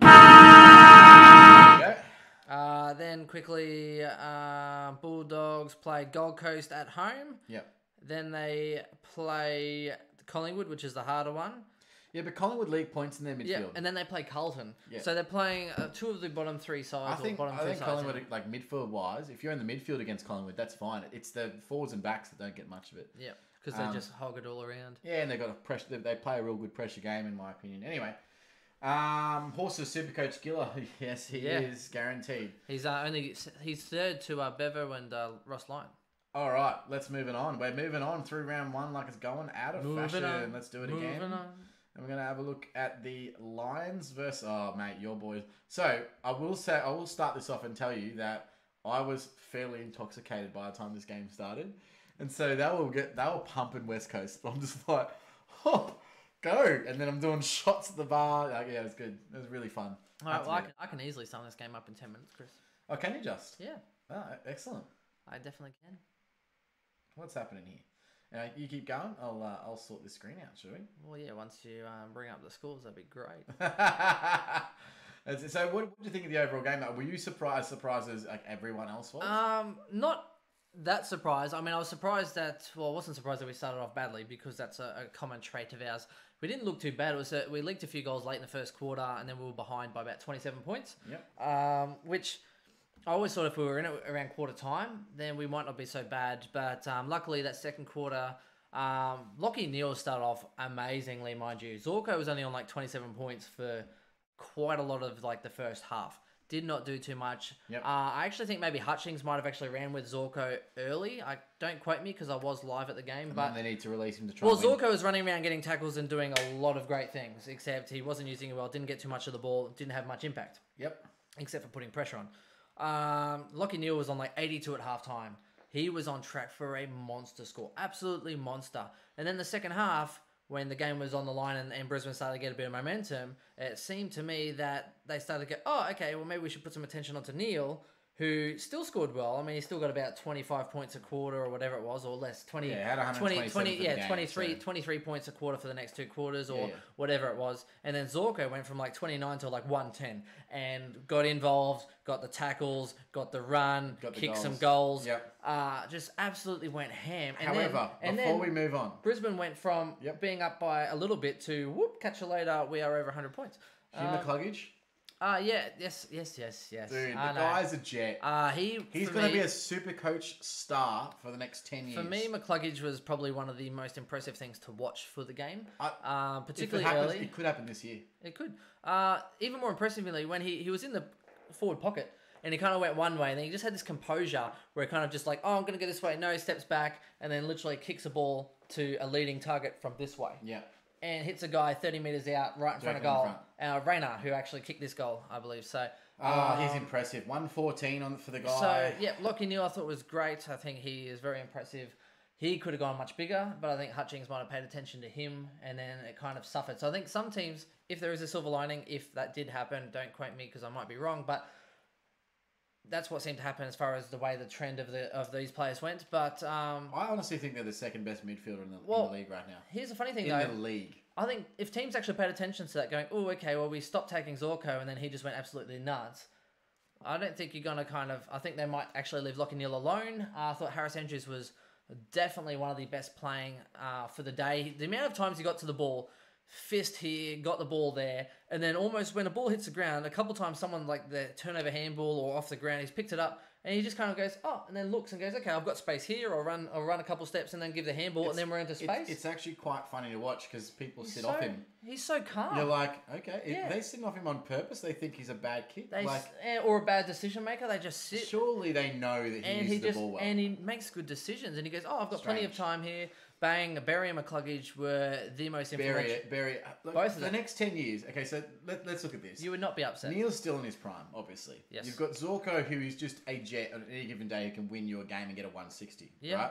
You've got Berry and McCluggage. Berry is one of the best big-bodied midfielders in the game. And McCluggage is class. Silk. He's the next Pendlebury for me. Absolute brilliance. Next Pendlebury for me. I think that's arguably the best, second best four in the league. And then you got an explosive. If they've hit their third year, fourth year. And you have an explosive Sprainer who's still a couple of years away from development. Yeah. So, look, I think they did very well. Witherden, if you started him, he got 97. Harris Andrews did amazingly with 117. The amount of 1%ers he got, huge. Yeah. He always got to the contest. And even more impressively, the ball came in and he actually went and hit the pack. Funnily enough, ended up massively corking Darling. He attacked it the same way when he got knocked out. It was literally kind of similar, where he instead of running backwards this way, he ran in sideways and just absolutely crashed the pack, brought it to ground, landed on Darling, and corked him. Well, awesome. One thing I wanted to bring up Darling because again, poor score. Who's not there? Josh Kennedy. Yeah, he didn't do that bad though. But the problem is that Darling, he kicked a couple of really good goals. Yeah. Yeah, but again, they kind of sat on the head a little bit. They were definitely missing the extra lead out. It is about Kenny. Now, Kenny is supposed to be coming back this week. So, again, do not rage trade a Darling if you've got him. Yeah. Kenny's coming back this week. I do How'd believe... he go? Darling? 75. Okay, no, so he could have easily been over 100. He also missed, I think, 1 or 2 shots for me as well, but I am with you. And they lost. Yeah. Let's not forget the fact that they lost. He got a great snap. Mind you, it was like a 48-meter round-the-body snap. Yeah. From the boundary. It was ridiculous. So I think he's amazing. Can you very say his impressed. name before I do? Because I'm not going to do it. Oh, I will do it. So just wrapping up, Cam McCarthy, he's about 440k. No, as in for the Lions. Lincoln McCarthy. Lincoln McCarthy, sorry, not Cam McCarthy. Lincoln McCarthy, great job, 4 goals. We said in the Charlie pre-season Cameron, in the Brisbane 5 podcast. goals. Lincoln McCarthy, if I had any confidence he'd play 22 games, he would have been in my team. But here's the thing, he looked great. He probably needs to play 15 games. I don't think he's ever done that. He was great for the Lions. He has. He had 19 games in his first season, then he's played like another 11 over the last 5 years or something. Yeah. So if he could get you to the buys, though, he would be the perfect. Even then, he's only 249k. But 86, he had to kick 4 goals to get it. Didn't really touch it in the first quarter. I think he's going to average 3 goals a game. Dom Sheed, funnily enough, how many disposals did Dom Sheed get though? So here's the thing, Chris. I'm actually starting to believe the hype here, and I'm not. I am not being sarcastic at all. He kicks 1 goal and everyone fucking loves him. No, it's not even that. It really isn't even that. He had. Should we tell the public about the bet that the new bet that we've got? What's the new bet? With one of our followers. What's the new bet? The one about Sam Collins, about the Dom Sheed jersey. No? Oh, if I can't remember, you tell him. So we've got a bet, and we haven't decided. So I think it's to the buys, and I'm pretty much running behind the 8 ball now. But I've committed to Sam Collins averaging 80 for the first part of the season. Correct. Which now I'm really far behind on already. But if he doesn't manage to do that, I have to wear a Dom Sheed jersey next year in every podcast. Yeah, we're going to have to try and crowdfund for that one. So yeah, we'll see how we go. Look, here's the thing. Dom Sheed, he had 38 disposals. Brisbane, first of all, weren't paying him any attention at all.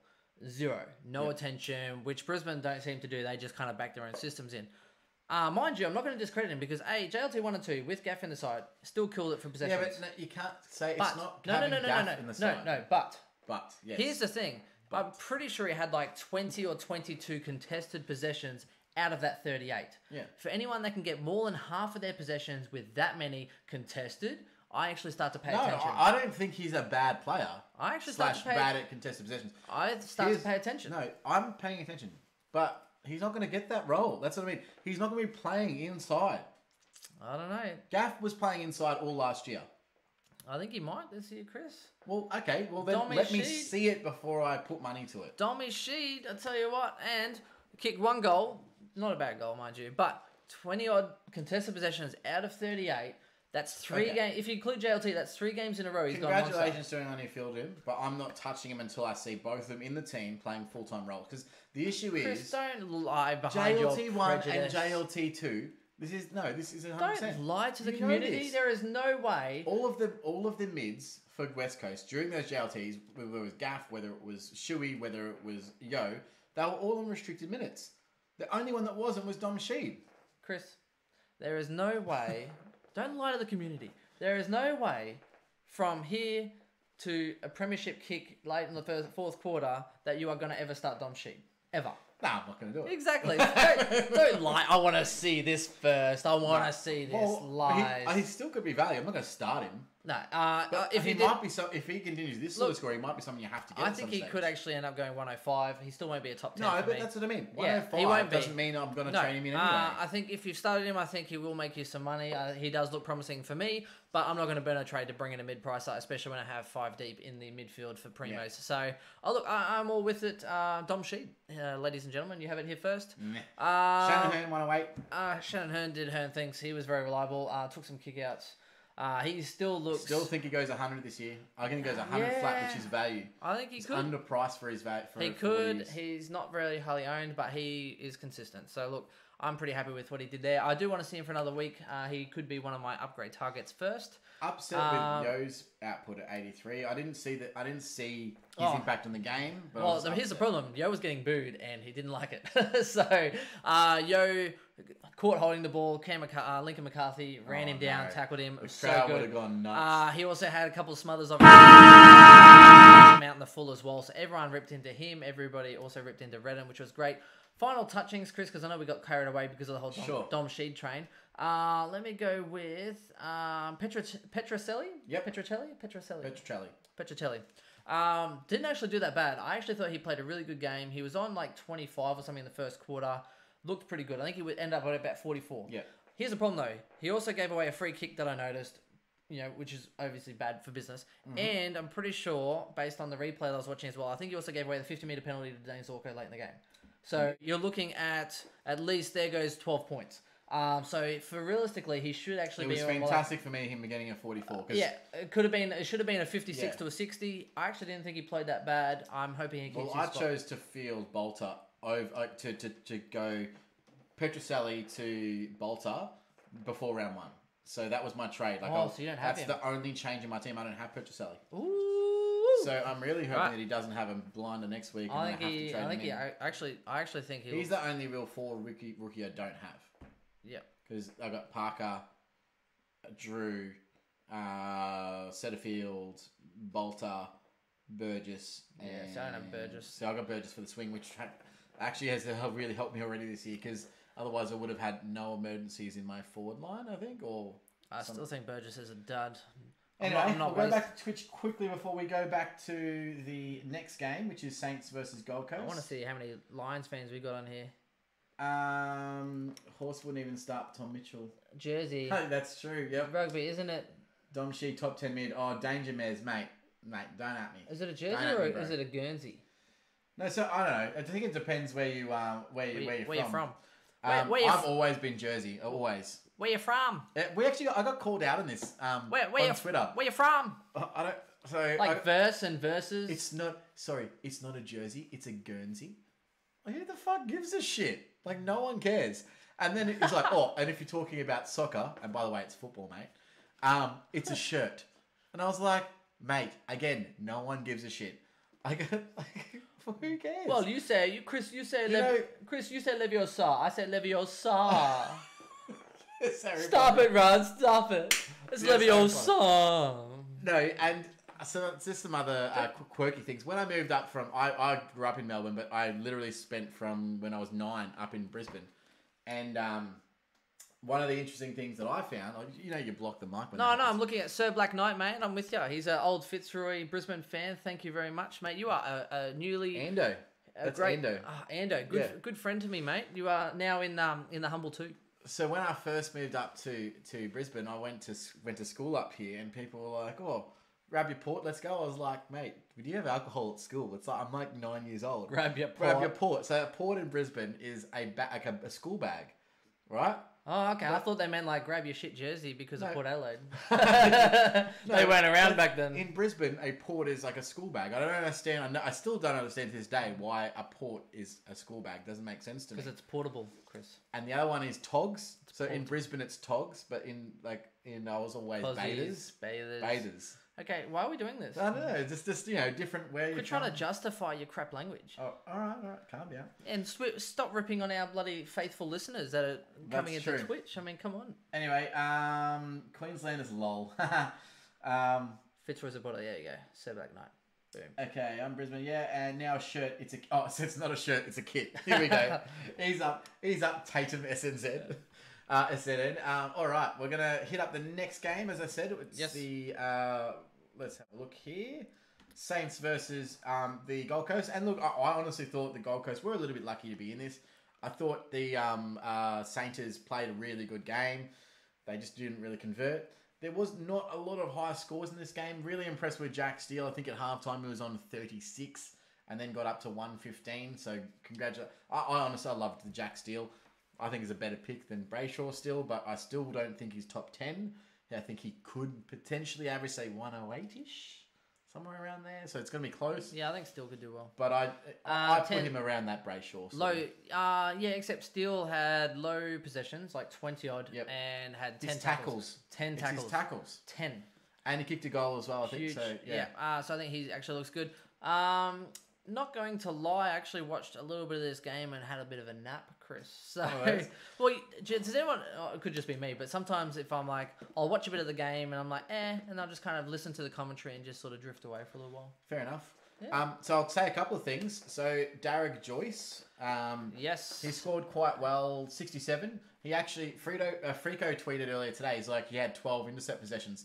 And look at his score, 67 from 12 intercept possessions. 6 turnovers or clangers, I think. Yep, so, exactly right.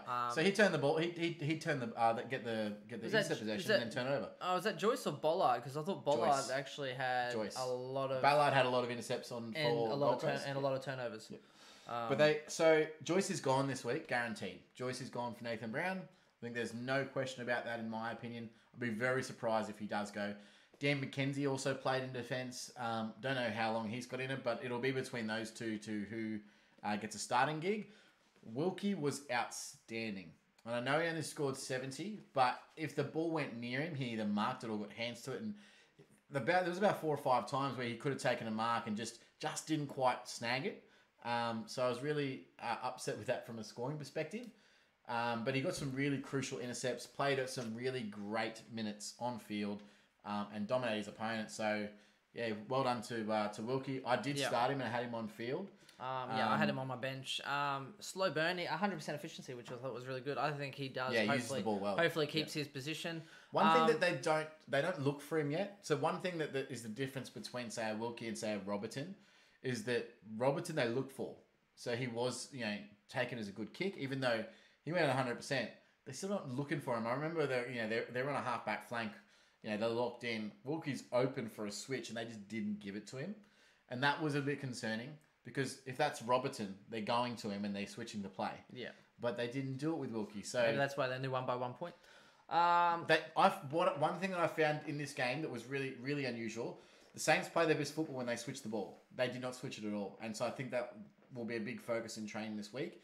They didn't switch the ball against Gold Coast when they had a heap of space on the other side of the field. Yep. Like, that is just silly. I don't know if that's Richo's coaching or if they're not confident in doing so or whatever it was. But whenever they switch the ball, they play better at free-flowing football and they score more. I don't know what they were doing. They weren't switching the ball at all. It was just really strange to watch. Side note on one thing I did note is Bose, I actually thought he had a pretty good game. He was one I did mark for a possible breakout this year. Looks a bit bigger and stronger through the body.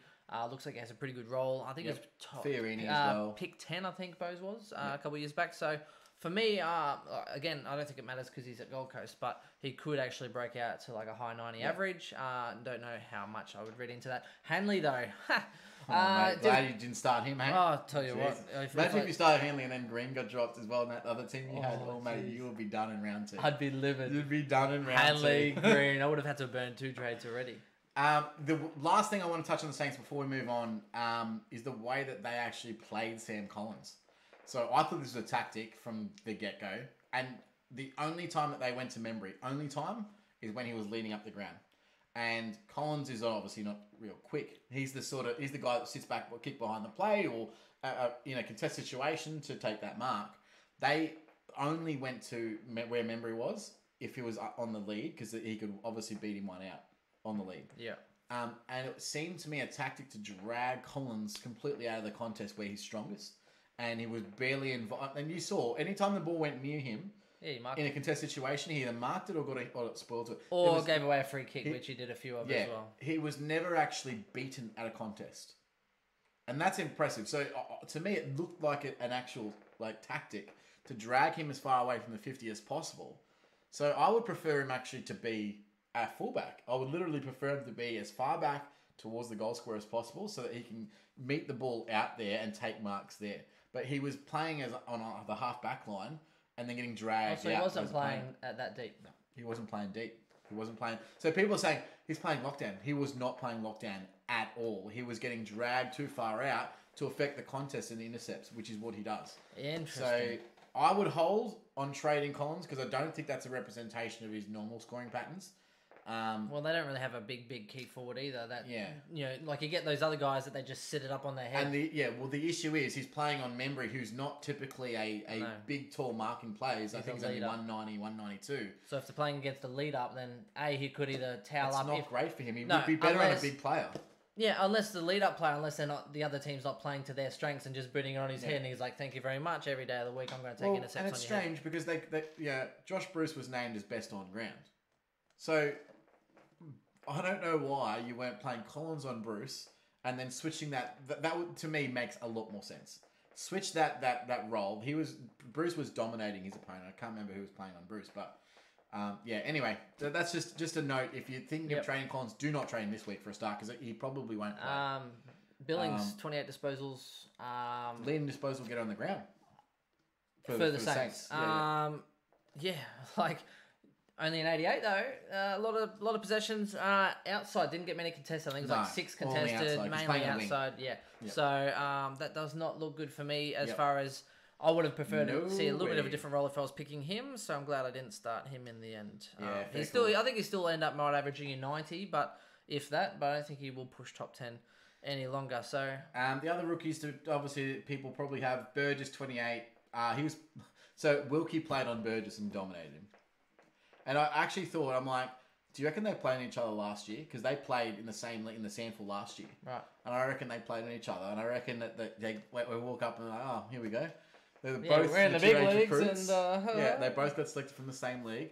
And I said to Pistol from Dr. Supercoach, shout out to Pistol if you're there. I'm like, I wonder what his record was. And I didn't look into it, but I wonder what Wilkie's record or Burgess's record on Wilkie was last year. Because I reckon they're going to get that matchup.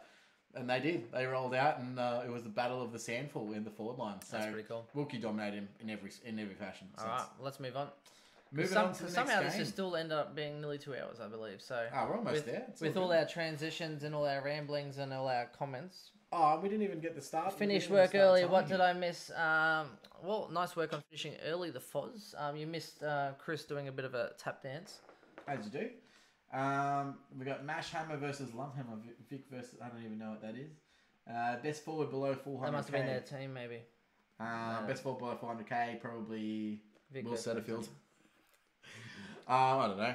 Probably Sam Fisher at this stage, but it's probably a bit early. You probably need to go another round before getting to that. All right, let me start this last couple of timers. We're probably not going to be... Well, you won't actually, these last 2 games, we're probably going to burn through them pretty quick. So let's do 10 minutes across the 2 games. Oh, I reckon we could. All right. I reckon we could. Let's go. Okay, first things first, we're not going to talk about Essendon or North. But can we talk about Cornelia? We can talk about Cornelia for about an hour. I think he actually butchered it to start the game. He always does. 31 disposals, 3 goals, which were important. And as we saw last year, he averaged like 1 goal a game. So he is an amazing footballer. No Kelly there. He absolutely towered up, as well as Hopper, which people... Impressive. Hopper went big. Taranto went big. Their whole midfield, even Whitfield. I know Whitfield was playing like wing. Essendon's midfield, I tell you what, if their coach doesn't get to them this week and just absolutely burn them to shreds. That was the worst thing. And I picked up Merritt, not in standard, but second round. Have a look over the scores contrastingly. Look at the midfielders that were in GWS this week. Cornelio, Hopper, Taranto. Whitfield played in the wing. Whitfield did have some centre bounces though because Ward and Kelly weren't playing, so he actually got a couple in the centre. And they all went over 100. Yeah. And then you look over on the other side of things, you got Heppel with a 92, Zaharakis with an 80, Devon Smith with a 77, and Zach Merritt. Their midfield just got destroyed. That was the difference in the game. They got tailed. Do you know what the problem was, Chris? They got beaten inside and they got beaten outside. Oh, their spread was just non-existent. Is it a fitness issue? They just... you know what it is? Because I know Zach Merritt's underdone, but do you know what it is, Chris? If you leave out like a little rat pellets or something, they have just like one bite and they just roll over. That's it. They did nothing. They didn't fight. They didn't do anything. Literally, once they started to get beaten, they just rolled over and just took their beating, and it was horrible. It was bad. It was really horrible. Bad. They did not do anything. Toby Green, I actually thought did not too bad. Played a little bit higher up the ground than I thought, so didn't have much impact on the scoreboard. Although he's out again, I already mentioned with Zach Williams, because Essendon don't have the biggest forwards, they try to isolate some of those smaller players deep in the forward line. So he actually played deep at parts. I actually thought he defended really well, which isn't reflective of his score. But again, Essendon didn't have the ball down in the forward line that much. Right. So I mean, look at their defenders. Finlayson, Shaw. Yep. All those guys didn't do that well. So I expecting a more competitive hit out this week. Who were GWS playing this week? They're playing West Coast, which will be amazing. Oh yeah, so in West Coast, Williams this week that's going to be 105 plus. Well, I don't know, but I think he'll do well. I think it's going to be a cracking game. I actually really want to watch this game. Should we discuss Williams' role a little bit? So, it's not Williams, Whitfield. So, yeah, it's a tough one though because he was definitely wing. Didn't he get 30 plus possessions on the wing? He started, yeah, and still only got 105. Well. 30 disposals, 105. But the problem was he was only on about 40 at half time and then actually had a 62-point second half. So you take 100. It's not the worst thing in the world. He did play some. But through the middle. Probably pick him up round the buys, I reckon. Yeah, but if you started him, I think you got what you were after. So 105 is great. I think it's not bad. People are expecting him to be the number one averaging defender. I think you take your 100. It's not. I think he didn't look too bad. He did start slow. He was on 40 at half time. Played on the wing. Played a little bit through the midfield. Got some clearances. I actually thought he wasn't too bad.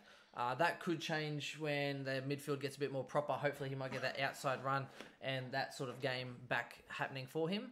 So I think it's just a wait and see on that one. Probably skip a little bit over the Essendon. I mean, well, except for the disappointment, apart from Zach Merritt, which a couple of guys have messaged me Devon about. Smith. It's just funny. Devon Smith definitely had a down game, and McGrath. Yep, 71. 71. So if you selected McGrath thinking he's going to be playing midfield with an addition of Dylan Shield in the off-season. Yep. So they were all. I think we warned against. Well, I actually think Dylan Shield was a bit embarrassed, to be honest, just doing his thing, going, "What the fuck have I got?" Oh, you could tell it. You could tell he was really upset. He was gutted. Yeah. He wanted a premiership, and I think he's gutted. And I think Dylan Shield was probably their only. Watch out, St Decent Kilda, because I actually think Essendon will really perk up this week. I think they will. The amount of scrutiny and criticism. Do you know what? Do you know what I hate? This week. Do you know what I hate though? Apart from how badly they played, but North Melbourne, Essendon played that bad that North Melbourne basically got a pass, and they played horribly. People aren't talking about North Melbourne as much because they're like, oh, you know what? Oh, North Melbourne's bad. They're not making the 8. Essendon we expected to make the 8, and they played that bad that North Melbourne just got a pass.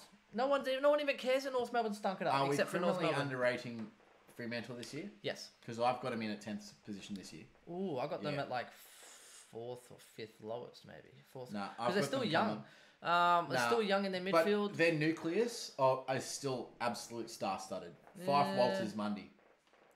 Yeah, Mundy didn't look that great. No, but he didn't need to. This is the thing. That's the great thing about having an extended midfield is that you obviously they're going to have your Cherries and your Brayshaws in there to make up numbers, but if Fife doesn't fire, Mundy's going to fire. If he doesn't fire, then Walters is going to fire. Now, when Fife and Walters have great games, you have no chance. Like that. I thought it was actually good to see Schultz kick a couple goals in his first game. Saw his family and stuff there. I actually did watch a bit of this game. McMillan actually tore it up. I think Goldie went big in the first quarter that I didn't really watch. So, with McMillan, a bit of a sidebar there. Had a 124, but took kickouts. Again, I'm not... I have him in draft. Probably a lot of kickouts. He did. And what was this? How many? Yeah, so Freo had 15 behinds. Yeah. Took a lot of kickouts, which obviously inflated his score. Scott Thompson was their main kickout taker last year. He comes back this week or next week? This week. If he gets named, yes. So does that impact his score? So I wouldn't be jumping again. I'd rather more a McMillan. Information required. I'd rather a McMillan. Yeah, 100%. I'd rather McMillan kicking out. 100%. And they need to transition out of Thompson because it's got to be his last year. Yeah, right? It has to be. Bigger picture for McKay coming in over him. Someone I also want to highlight is Darcy Tucker. I went big on him on all the waiver wires this week. Really? Absolutely massive. I got him in every single one that I could. He looked unbelievable. His role looks like he's got a lot of midfield time, and he looks like he's on a verge of a breakout. Keep an eye on him. Was he the one that actually went big in the JLT? No, he had some good scores, but not good. Not a 119 good. I got him in the keeper league as well. How old is he? 20, 21. Oh, Jesus. Yeah, Darcy Tucker. Of course, you're a whore. And Too much time on your hand, Chris. I think it's Terry Wallace listed Darcy Tucker as the 5th best rookie. Talent? Yeah, in the league. Jesus. So I was just look at him. If he's on your waiver right now, go get him. But he was the second, I think, on a lot of the waivers. He was like the second highest averaging. So fair enough. I think on ours, I didn't get him. So I tried to get him in Speaking Cup 2. Wes probably got him or something. Yeah, fair enough. Well, at that rate, Chris, you could be able to trade him for a Walsh. I thought Walters actually played a lot forward. Didn't actually play that much midfield, which could have been stressed by the Hogan. Well, could have been stressed by Hogan, even though Hogan plays tall. I actually think McCarthy, wow, Jinx, killed it. I actually think everyone, Taberner did his role well. I think Fremantle were nothing but impressive, and I don't like watching Fremantle play. Yep. Can I just say that Nat Fife, his sexy arm elbow compression bandage looks absolutely badass. You know? How badass is it though? Like looks he's good. literally, he looks like a superhero. Like he's coming out. Kyrgios wears a compression band as well. But he's a flog.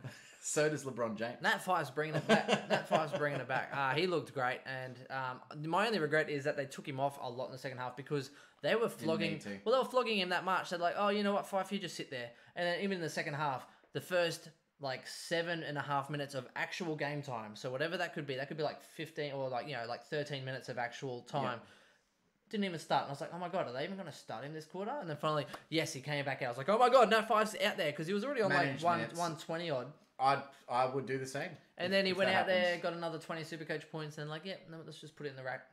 He went to 150 and then just kind of went back 3 points. So. Now, we will touch on North briefly, but I mean, outside of Bailey Scott, who I thought played a really good game, locked himself up with some nice job security for the next couple of weeks. Yeah, congratulations too for the NAB Rising Star. He was the only shining light in the midfield, except for Todd Goldstein. First quarter, he hit 49. Yeah, he was going massive. I had a captain in draft league with one of him, with him on it. It just didn't give me enough. No. Because the person who I was versing in that had Bontempelli as vice captain, and he got like a 320. That's amazing. Yeah, so I was trying to compete with that. I bet you in the keeper league this week, Chris. I only won 2 out of my 4 leagues this week. So. Oh, that's unlucky. I actually think it was very disappointing for most of the north side. Aaron Hall, Ben Brown, Jack Zeeble, all did horrible. I actually think Luke Davis-Uniacke actually didn't do too badly for those that picked him up. You wouldn't be that unhappy with an 80. If they win, if he's in a winning side, he actually would have probably done a lot better. So I think they just rolled over. 100%. He might even get it more. He might. Cunnington's actually playing. Staying. So yeah. So Ahern comes in, right? Unless there was something, here's what I don't get. It's interesting because Paul Ahern's their best midfielder. Like, I know that he's been injured and he hasn't really had that much time in field. He's still trying to get his body right. He's still their best midfielder. Well, don't forget that who's that guy came from Hawthorn that did well last year? He's not back. Hawthorn. High pick from Hawthorn, had a good game. We actually thought about picking him up after his KO last year. Oh, I can't remember his name for the life of me. Who knows? Hawthorn have high picks? That's interesting. No, they got a high Hawthorn pick. That was fairly well done. That finishes us up. I can't believe I forgot his name. Now, just back on the Twitch here while you have a look at that. Yeah, I'll look at the injury list. Fozzie says, finish work early, what I missed? Well, basically the entire podcast. Well done. Danger Maz, are there any mid-prices worth picking? Not at all yet. Let's wait. Yeah. Have a little bit of a think about if there's any problems in your team next week. Jed Anderson, yeah. He's 2 to 3 weeks away, so he also essentially could go back into midfield. He played fairly well last year. Yes, correct. So it's going to be a cross between those young guns. Hearn's just... Yeah, but you got Hearn. Good. You got Hearn, Anderson. You've also got the young picks as well. You got your Simpkin. Jai Simpkin. Yeah. Jai Simpkin. You've got your Luke Davis-Uniacke. So you got a lot. They actually have quite a bit of young talent. Yeah, and then they went and recruited Aaron Hall, Jared Pollard, who didn't play. Yeah, they probably want to supplement some of the other guys for a couple of years, so that way they'll be older, and then the young stars should be shining. Ben Brown's only 26, so I think they're trying to build it around him because they're trying to look for the next 5 years. They want to have a good side to play some high-end finals, which isn't a bad idea because Ben Brown is a gun. So, and Steen76 says, how good is seeing Essendon get pumped? It's bloody good. Everyone has their bunny sides. I mean, I like watching Collingwood get flogged personally. Nothing makes me happier. All right, now, before we move on, we just want to have a quick squeeze at captain option. So we obviously said what we were going to do, but let's have a quick look at the who's playing who next week.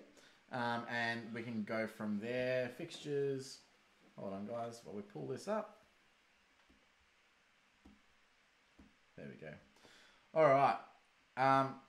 So you really have, I mean, there's quite a few options, but let's go, say, the first, until the Saturday afternoon games. I think right up until the Port and Carlton game is where you should be looking for a vice-captain option.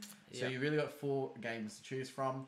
For me, if you're not choosing Grundy tonight, which you don't necessarily have to, I think it's, based on his week last week, I can see why you wouldn't. Tomorrow night.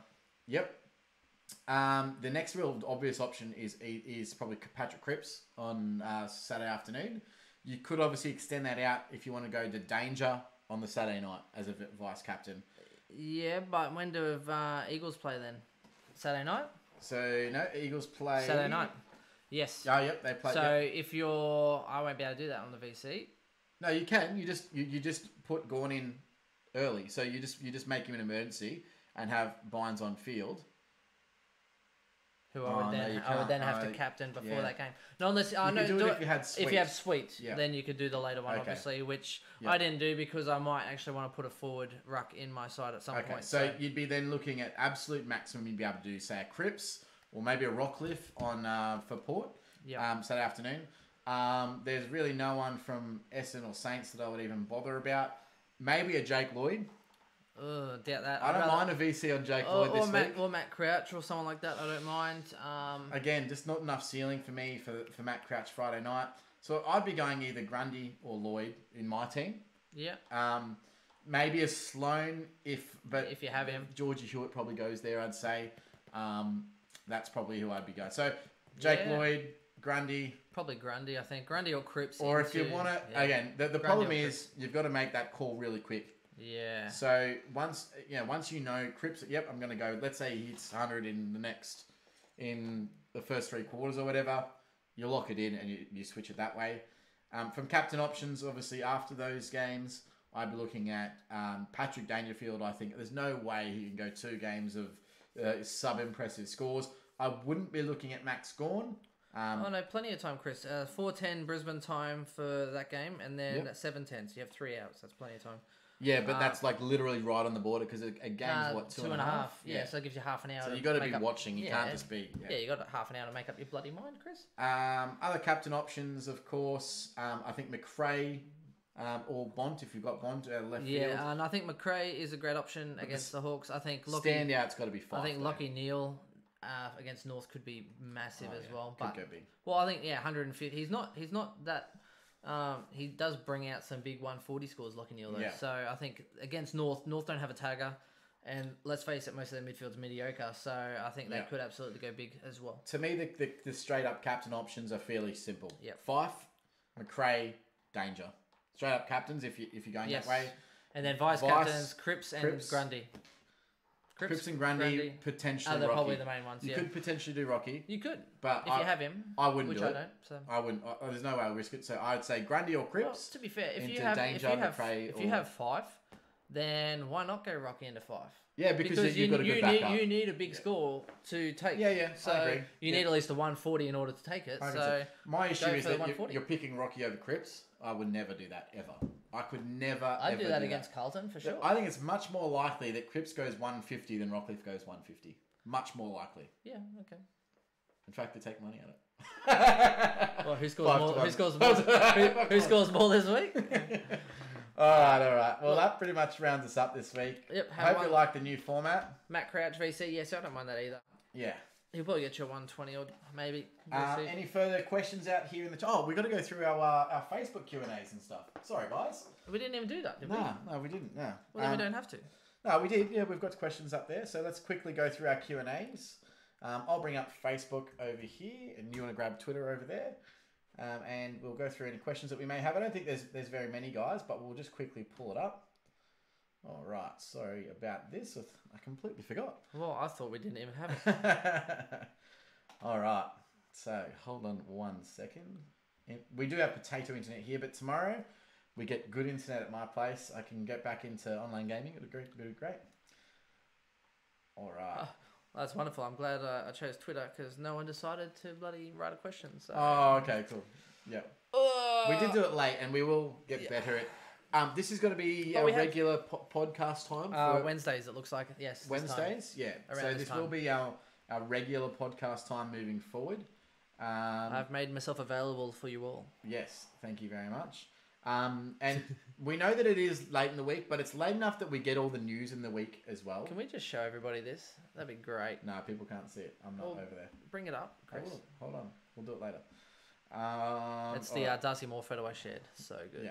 All right, we've got a couple of questions here as well. Dirk Lennon says, if you guys are live right now, can you give me some advice on what to do if Gawn and Grundy stink it up again over the next 2 weeks? Would it pay to trade one of them to not lose any splash? Well, there's no other ruckman that's... I mean, Nank, maybe, but there's... Here's the problem, though. Even if they drop from 700k, the only way it would actually become feasible is if they drop to 400k, which they're not going to do. The only way to make it feasible, 2 trades, you need them to drop 300K in order for each trade to be worth 150,000. Yeah. And it's not going to happen. So therefore, it is never a viable option because you might be like, oh yeah, but they might drop to 500K. But then, or they might go, okay, you might be able to get them for 550. But then you've wasted 2 trades because let's face it, you need them back in, and you're only making 75K. For them to do that, you're making 75K. They need to play substandard, like I'm talking sub 100 for 6 weeks of scoring. I don't know. That's and they won't go below 400. So you're not going to make 150K per trade. So don't do it. Keep your just leave it in your side. What they're thinking is before round 3, you could go to drop Toddy it, Goldstein, and then you'll be able to make 150. Well, you'll be able to get 140, but then you'd have to keep Goldie for the whole year. Then if you're going to do that, and then you've got to back them in to be the top 2 scorers, 100% for the next. And by that point, it's not about are they going to be the top scorers. So ignore Gordon Grundy's this week, right? Now what you're saying is any trade that you make, they're going to be the top scorer for the next 21 rounds. So you got to try and put that out of your mind of, but they're only averaging 80 so far, or they're only averaging 90 or whatever. Their price doesn't matter. They're in your side. Price doesn't matter. Exactly price right. does not matter. Once they're in your team, it does not matter at all. What does matter is who's going to average the most between this week and round 22 or round 23. Sorry. Yep. So again, if you think that Toddy Goldstein's still going to average more than them, which there's no evidence to suggest that yet, then I can understand. But the longer it goes on, the more likely it is that Grundy and Gawn are going to be the best 2. So to me, it just doesn't make sense at this point. Jamie Hall, he asks, so if you're happy with your rookies and don't get any premium injuries, is it in the realms of possibility that you don't need any correction trades? Yes. I wish I don't have to. I hope that I don't have to do correction trades. I might only if Wilkie scores well again. He's probably the only one I actually want to get into my side. But again, if Jorge comes out and does well, I might just leave it. We'll see. I don't know. Or I might actually go Collins. Or is Collins someone down. that I'd rather Scrimshaw out because they score similar, but Scrimshaw is more expensive. Yeah. So you make more cash out of Jorge. Either way, you wait a week. 100%. Yeah. So, So what time we go live? So this will be our usual time around this time, 7 o'clock Brisbane time or 8 p.m. Eastern Standard, Australian Eastern Daylight Time, which will change in 2 weeks' time. So you will be 7 p.m. with us. It will be. So that won't be as late for those that don't like to stay up late. What to do with Sam Collins? This is from Heath Kingham. I think it's just a banter post. Yeah, it is. I think it is. Classic Heathy. If you're stupid enough to have him, yes, haha. Is she the legit captain option? He's a vice captain option. I would never trust him with a captaincy. Never. And this week, unfortunately, they play late, and I wouldn't do it. And they play GWS, which I don't think they're going to allow him to run rampant. No way. Yes, they are watching the danger train. So yeah, for me, I have Collins. I'm waiting to see if he plays this week. If he does, that's awesome because I do want him to play. Yep. He's gone straight to my bench, 100%. Dersma comes on for me. I want to see Clark comes on for me. Yeah, so and I want to watch him play. And then that way, if he does well, I'm like, okay, cool. I'm just going to sit on the fence here a little bit. If he plays, I'm sort of in 2 minds about this. If he plays and then say, no, I can't. What I could do, because I've got Dersma in my midfield. So if he plays and he goes badly, I might go Dersma into my defense and then get Bailey Scott.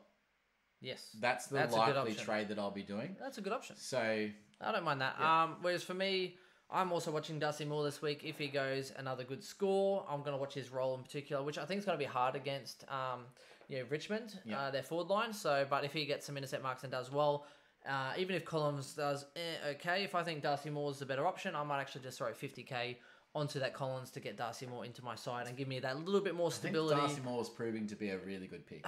I think so, unfortunately. Yeah. So I might waste one trade to get me that little bit of security and that bit more cash float to get me to that upgraded. Now, do remember that the reason you're choosing Darcy Moore is not necessarily. I think he has some scoring power. I think he might average 75 to 80. So I think it's really just a bit more stability compared to job those. Security. It's like and if scoring, he's fit, and I think playing. Job guaranteed. Security and a little bit more scoring security. I think compared to a bit more of the fluctuations, which is it. So. Anywho, I think that pretty much sums us up. Thank you for... That was out of bounds! That was out of bounds! That was out of bounds! That was out of bounds! Alejandro, I think it was. He joined us earlier today. He started following us. Let's have a quick squiz. This always takes time. This is what potato internet's about. We got Alejandro that just followed us, so thank you very much. Yep. Shout out to the other guys that also followed us. Matt Myth, Nathan Day 72. And Steen 76 last week. So thank you very much, guys. Yeah, wonderful. And any other questions? Thank you very much. Also, if you do want to shout us out with a donation, just below the screen there, you'll hit the donations tab. It just says goes to our Streamlads donator. We're open to options. Even if you want to be specific and say, hey boys, I love this beer, here's a donation to try this beer, we will specifically use that money to go and buy some beers and bring it on to the podcast next week. And if you like craft beer, we dabble in pretty much anything. Well, it would be nice if someone shouted us some beers now and then. Yeah. But hey, look, whatever's good. We're gonna do this anyway. It's not really about money for us. It's just really about. No, but it would be good to have some beers to share with y'all. Yeah. Anyway, we love you. Thank you very much for joining us. And until next time, you stay classy, SuperCoach community. Go Pies. No, you can't do that. I'm doing it. See you guys. Brisbane, 1-0.